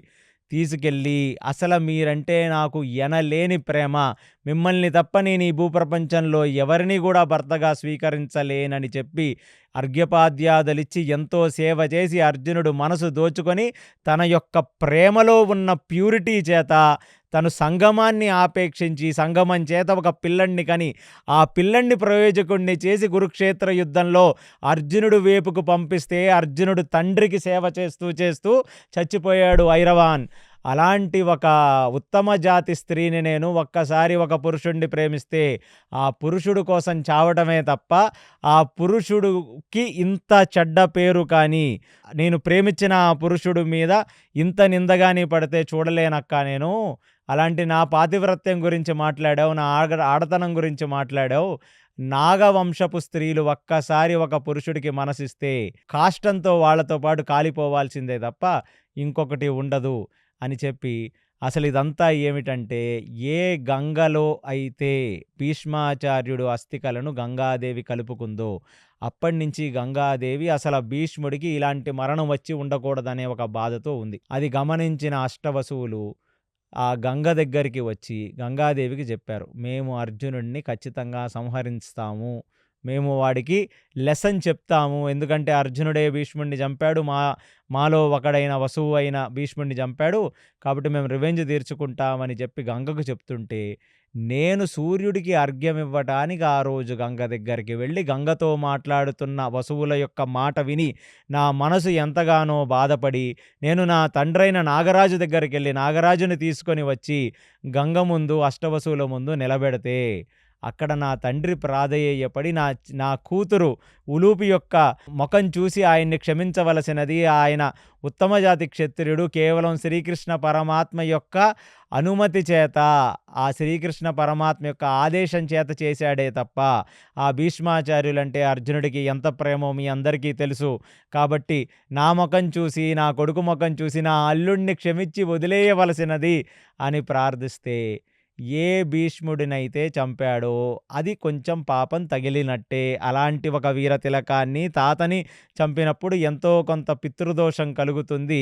దానికి పరిహారంగా అర్జునుడే ఒక కొడుకు చేత సంహరింపబడిన దృశ్యం మేము చూస్తే మా మనసుల్లో ఉన్న క్రోధం కూడా తగ్గిపోతుంది. కాబట్టి పాపానికి పాపం తగ్గినట్టు ఉంటుంది, మాకు కూడా మా ఈగో సాటిస్ఫై అయినట్టు ఉంటుంది. కాబట్టి నువ్వు ప్రాధేయపడ్డావు, అందులోనూ ఆ ఉలూపి యొక్క ముఖం చూసి తన భర్త పట్ల తనకున్న ప్రేమ అనురాగాన్ని చూసి వాళ్ళ లవ్వుకు మేము ఫ్లాట్ అయిపోయాం. కాబట్టి అర్జునుడికి ఏమీ కాదు, కాకపోతే ఆ మూర్ఛపోవటం అనే విషయాన్ని మేము చూడదలిచాం మా నేత్రములతో అంటే, అది ఇప్పుడు ఆ ఉలూపే దగ్గర ఉండి బభ్రువాహనుడి చేత యుద్ధం చేపించి తన తండ్రి అయిన అర్జునుడిని సంహరించే ఒక ఎంటైర్ స్క్రిప్ట్ ఉలూపి ప్లాన్ చేసింది. ప్లాన్ చేసేది వచ్చి అర్జునుడు చేతులు పట్టుకొని ఎన్ని సంవత్సరాల తర్వాత అర్జునుడిని కలుస్తుంది కదా, ఆ ఏకాంతంలోకి వెళ్ళి అర్జునుడిని ఆలింగనం చేసుకొని, అర్జునుడిని చూసి ఎంతగానో మురిసిపోయి, ఆయన భుజానికి తగిలిన గాయానికి కట్టుకట్టి, ఆ చేజోడ్చి నమస్కరించి, అర్జునుడి యొక్క పాదములను స్పృశించి, ఆ అర్జునుడికి చెప్తుంది, "మీలాంటి ఒక ఉత్తమ పురుషుడికి భార్య అయ్యే అదృష్టం ఎంతమందికి దక్కుతుంది చెప్పండి? అలాంటిది మీలాంటి ఉత్తమ జాతి పురుషుడిని నేను సేవించుకునే భాగ్యం నాకు దక్కింది. ఇక ఈ జీవితానికి ఈ ఈ ఒక్క ఆనందం చాలు" అని చెప్తుంటే అసల ఉలూపుకి అర్జునుడి మీద ఉన్న ప్రేమని చూచి అర్జునుడు కళ్ళెమ్మట నీళ్ళొచ్చాయి. అలాంటిది అసలు ఆ రోజు ఉలూపి గాని అక్కడికి వెళ్ళి ఈ గంగ వసువుల మాట వినకపోయి ఉంటే చాలా పెద్ద విషాదమే జరుగుండేది అర్జునుడికి. అలాంటిది భర్తని దగ్గర నుంచి కాపాడుకుంది. ఇలాంటి కథలు జరిగినప్పుడు మనకు అర్థమవుతది. సతీ అరుంధతి, సతీ సావిత్రి లాంటి వాళ్ళు వాళ్ళ భర్తల్ని కాపాడుకోవటానికి ఎన్ని రకాల ప్రయత్నాలు చేశారో, వాళ్ళల్లో ఒకటే ఉలూపి కూడా ఎటువంటి ఆ తారతమ్యంలో, పతివ్రతా తారతమ్యంలో ఎక్కడ తగ్గని వ్యక్తి. అది గమనించిన చిత్రాంగద వచ్చి నా యొక్క ఇంపల్సివ్ బిహేవియర్‌కి, నా తొందరపాటుకి నన్ను క్షమించవలసినది అక్క. నీ ప్రేమని అర్థం చేసుకోలేక నేను దుర్భాషలాడానంటే, ఇక బభ్రువాహనుడు కూడా తన తండ్రిని చూచి ఎంతగానో ఆనందించి, తండ్రిని హత్తుకొని, ఆ తండ్రికి ఎన్నో విషయాలు చెప్పి, మీలాంటి వాళ్ళ చేతనే పాలింపబడటం అనేది మాకు ఎంతగానో అదృష్టం.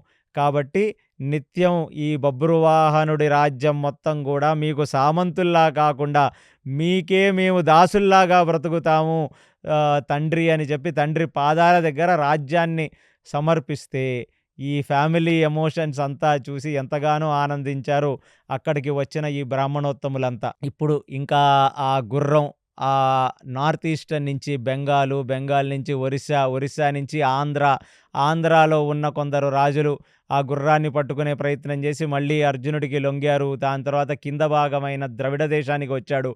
ఆ ద్రవిడ దేశంలో చోళులు, పాండ్యులు ఈ రాజులందరూ కూడా అర్జునుడి వైపే యుద్ధం చేసిన వాళ్ళు, పాండవుల వైపు యుద్ధం చేసిన వాళ్ళు.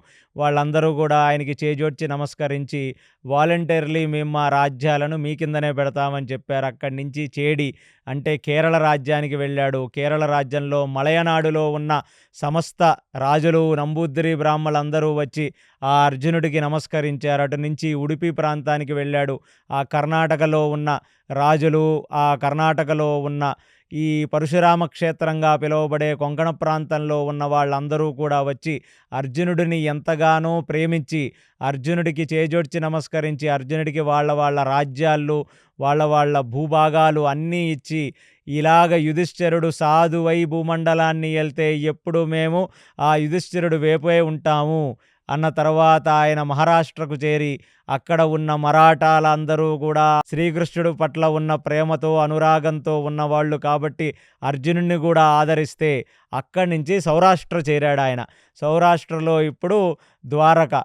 ఈ ద్వారకలో రాగానే ఒక విచిత్రమైన డ్రామా మొదలైంది. ఎక్కడా కూడా ఈ గుర్రాన్ని పట్టుకోని వాళ్ళు, ఆ ప్రద్యుమ్నుడొచ్చి ఆ గుర్రాన్ని తను చేజెక్కించుకొని ఆ గుర్రాన్ని తీసుకెళ్ళి లోపల ద్వారకలో కట్టేస్తే అర్జునుడొచ్చి, అర్జునుడెవరు? ఆ ఇంటికి అల్లుడు.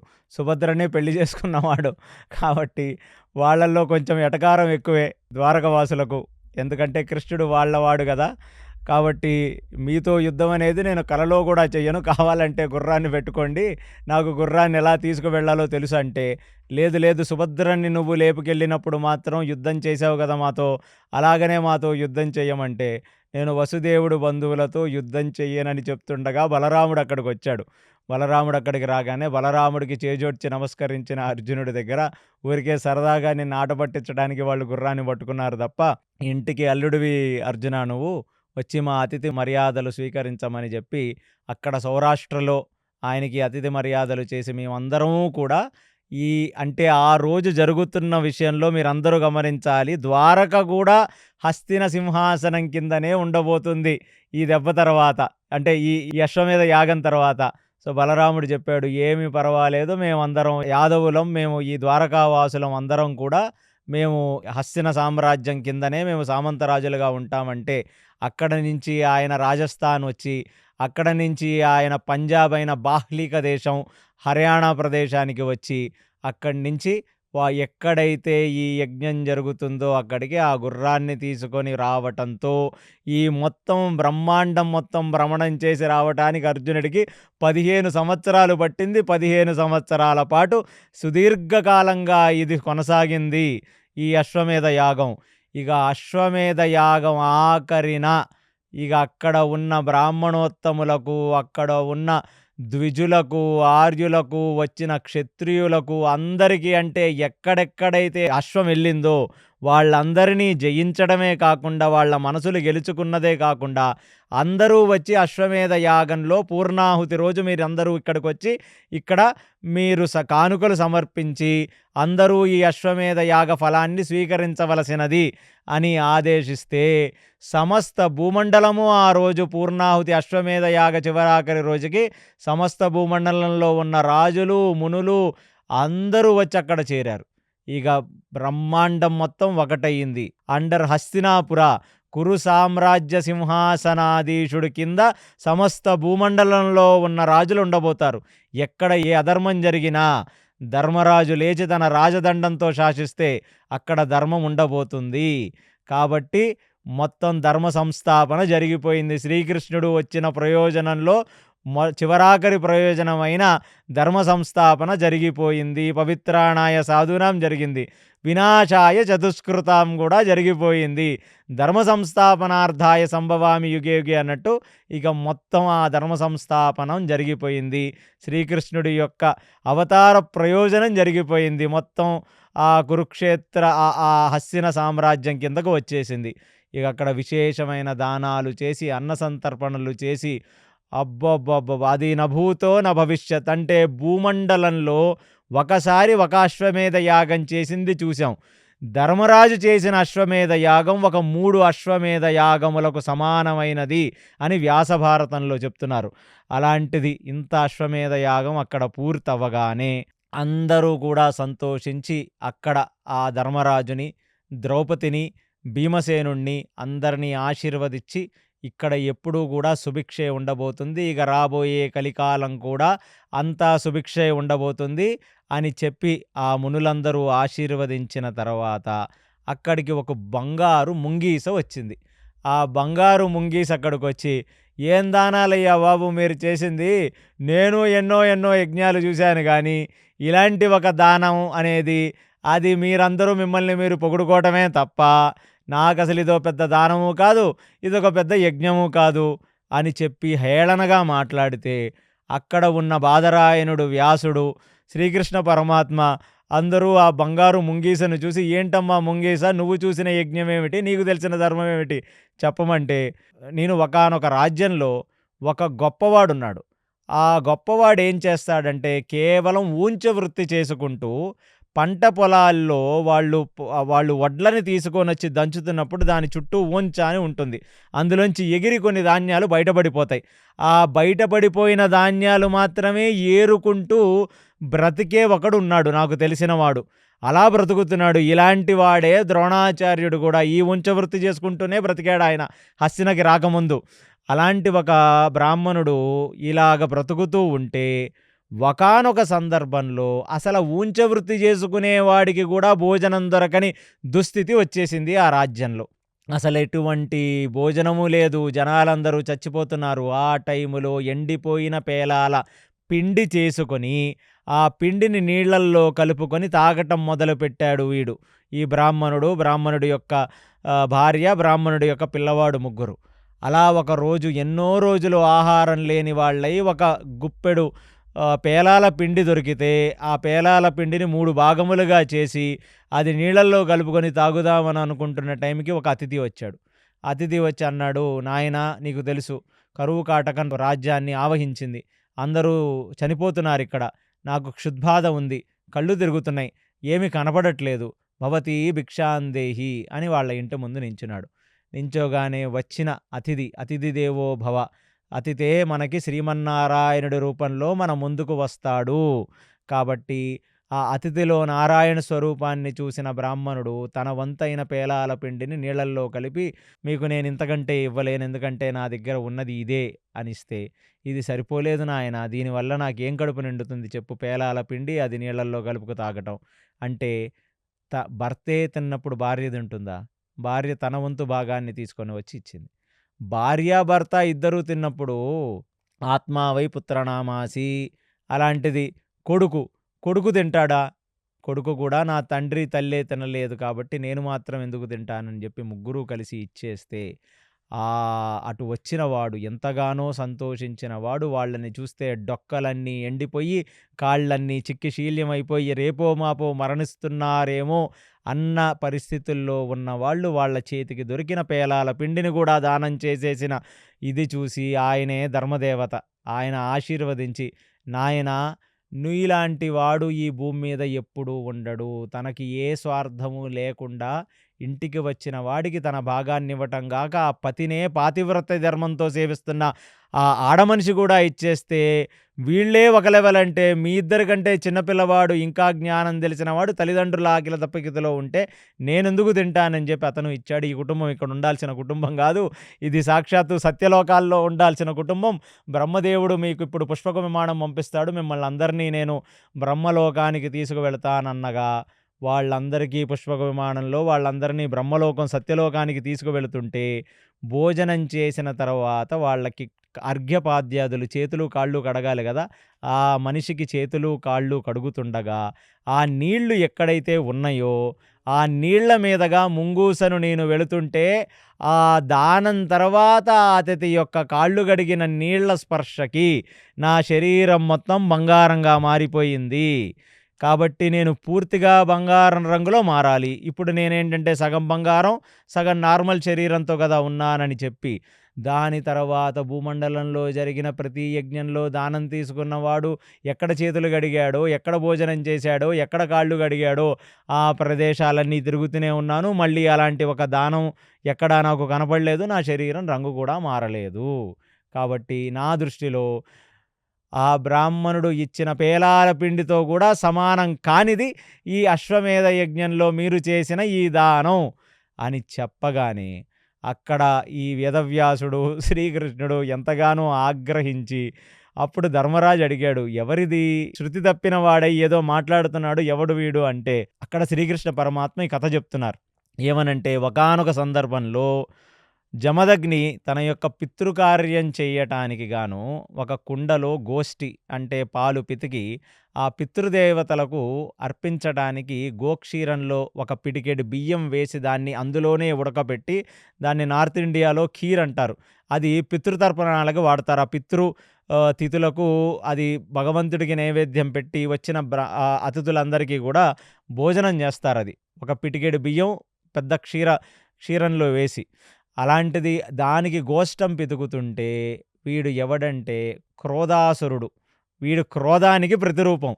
అసలు జమదగ్ని యొక్క భృగు గోత్రానికి సంబంధించిన వాళ్ళకి కోపం ఉంటుంది అనేది ఒక వాస్తవం.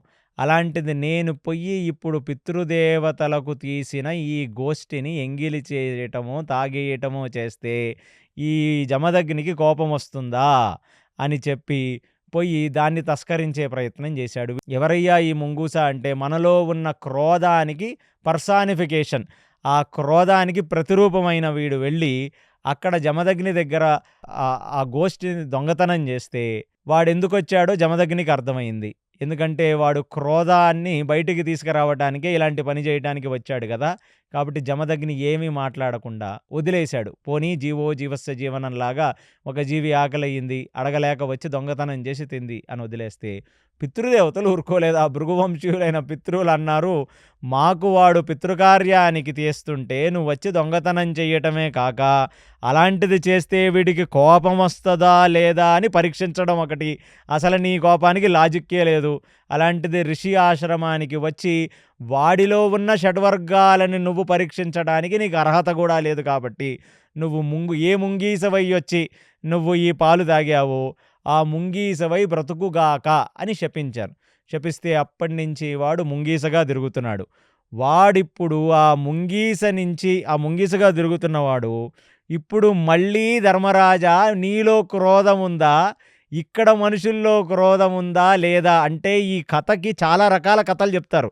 కానీ నాకు చాలా సూక్ష్మంగా మహాభారత తాత్పర్య నిర్ణయంలో ఈ కథ యొక్క సారాంశం ఉంది. అందుకే యాజ్ ఇట్ ఈజ్‌గా ఆ వ్యాస భగవానుడి హృదయం మధ్వాచార్యులు చెప్తున్నారు ఇక్కడ. ఏమని అంటే, ఆ ముంగీస మళ్ళీ నీ క్రోధాన్ని పరీక్షించడానికి వచ్చింది. ఎప్పుడైతే ఒకడు పూర్తిగా హోమము, యజ్ఞము, పూజ చేస్తాడో, వాడు ఎవరు వచ్చినా క్రోధం చూపించకూడదు. ఎంత అనరాని మాట అన్నా క్రోధం చూపించకూడదు. ఎందుకంటే క్రోధం చూపిస్తే మీ పుణ్యం తగ్గుతుంది. ప్రతిఫలం తగ్గుతుంది.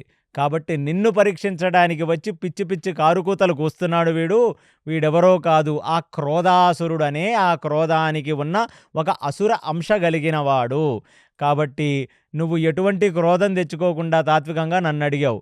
ఈ మాట అంటం అంటే ఇది ఒక పేలాల పిండితో కూడా సరిపోవని ఒక యజ్ఞమని వాడు అనటంతో వాడు అంతర్ధానం అయిపోయాడు. ఆ ముంగూస అంతర్ధానం అయిపోయింది. అందుకనే నీ ముందు నిలవలేదు. వాడు మాయమైపోయాడు. అంటే ఏమిటి? ఇక్కడ ఆ జమదగ్ని యొక్క పితృదేవతలిచ్చిన శాపం అనేది పోయిందా? అంటే ఖచ్చితంగా కాదు. శాపం పోలేదు. వీడు ఇంకా నరకలోకాలకు పడిపోయాడు. అంటే క్రోధం అనే ఒకటి ధర్మరాజు ముందు ఓడిపోయింది. ఎలాగో జమదగ్ని ముందు ఓడిపోయింది. దాని తర్వాత ధర్మరాజు ముందు ఓడిపోయింది.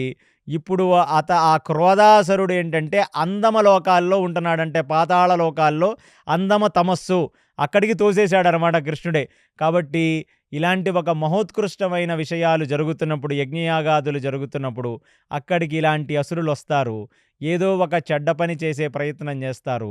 వాళ్ళల్లో మిగిలిన కొంచెం పుణ్యమో, కొంచెం పుణ్యఫలమో, కొంచెం ప్రారాబ్ధమో, పితృదేవతల యొక్క ఆశీర్వాదమో ఏదో ఉంది కాబట్టే కదా వాళ్ళొచ్చి నిలబడుతున్నారు.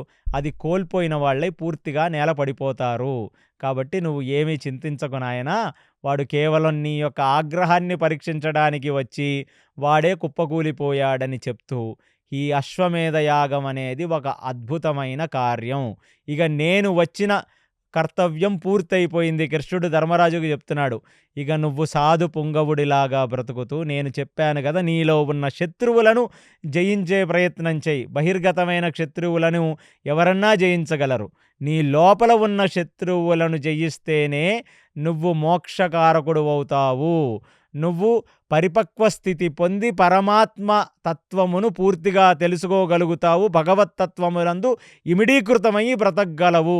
కాబట్టి ఇవాళ ఈ చక్రవర్తి సార్వభౌమత్వం అన్న సింహాసనం మీద కూర్చొని ఒక యోగి ఏలినట్టుగా, ఒక త్రిదండి సన్యాసి ఏలినట్టుగా, ఎటువంటి రాగద్వేషాలు లేకుండా, భోగము మీద ఆసక్తి లేకుండా, ఎటువంటి ఇంద్రియముల చేత బాధింపబడకుండా మనస్సుని నిగ్రహించి వాత్సల్యపూర్వకంగా ఈ అశ్వమేధ యాగంలోని కింద బ్రతుకుతున్న రాజుల యోగక్షేమాలన్నీ కూడా నువ్వు చూసుకుంటూ ఆ క్షత్రియ ధర్మాన్ని చేసి, అది నేను చేస్తున్నట్టుగా కాకుండా నా అహంకర్త హరికర్త అని శ్రీమన్నారాయణుడి చరణారవిందములకు అదే అర్పిస్తే అదే భక్తి, అదే మోక్షకారకం అని శ్రీకృష్ణ పరమాత్మ చెప్తూ ఈ అశ్వమేధ యాగాన్ని ఇవాళ మనం ముగించుకుంటూ మళ్ళీ నెక్స్ట్ వచ్చే అధ్యాయంలోకి మనం వెళదాం. కృష్ణాయ వాసుదేవాయ హరయే పరమాత్మనే ప్రణత క్లేశనాశాయ గోవిందాయ నమో నమః. సర్వం శ్రీకృష్ణార్పణమస్తు. విన్నారు కదండి. ధర్మరాజు అశ్వమేధ యాగం ప్రారంభించాడు. 15 సంవత్సరాల పాటు యాగాశ్వంతో పాటు అర్జునుడు కూడా భూమండలమంతా తిరిగి విజయవంతంగా హస్తినకు చేరాడు. తర్వాత ఏం జరిగిందో మనం నెక్స్ట్ ఎపిసోడ్లో తెలుసుకుందాం. అంతవరకు stay tune to KC talks. Hare Krishna.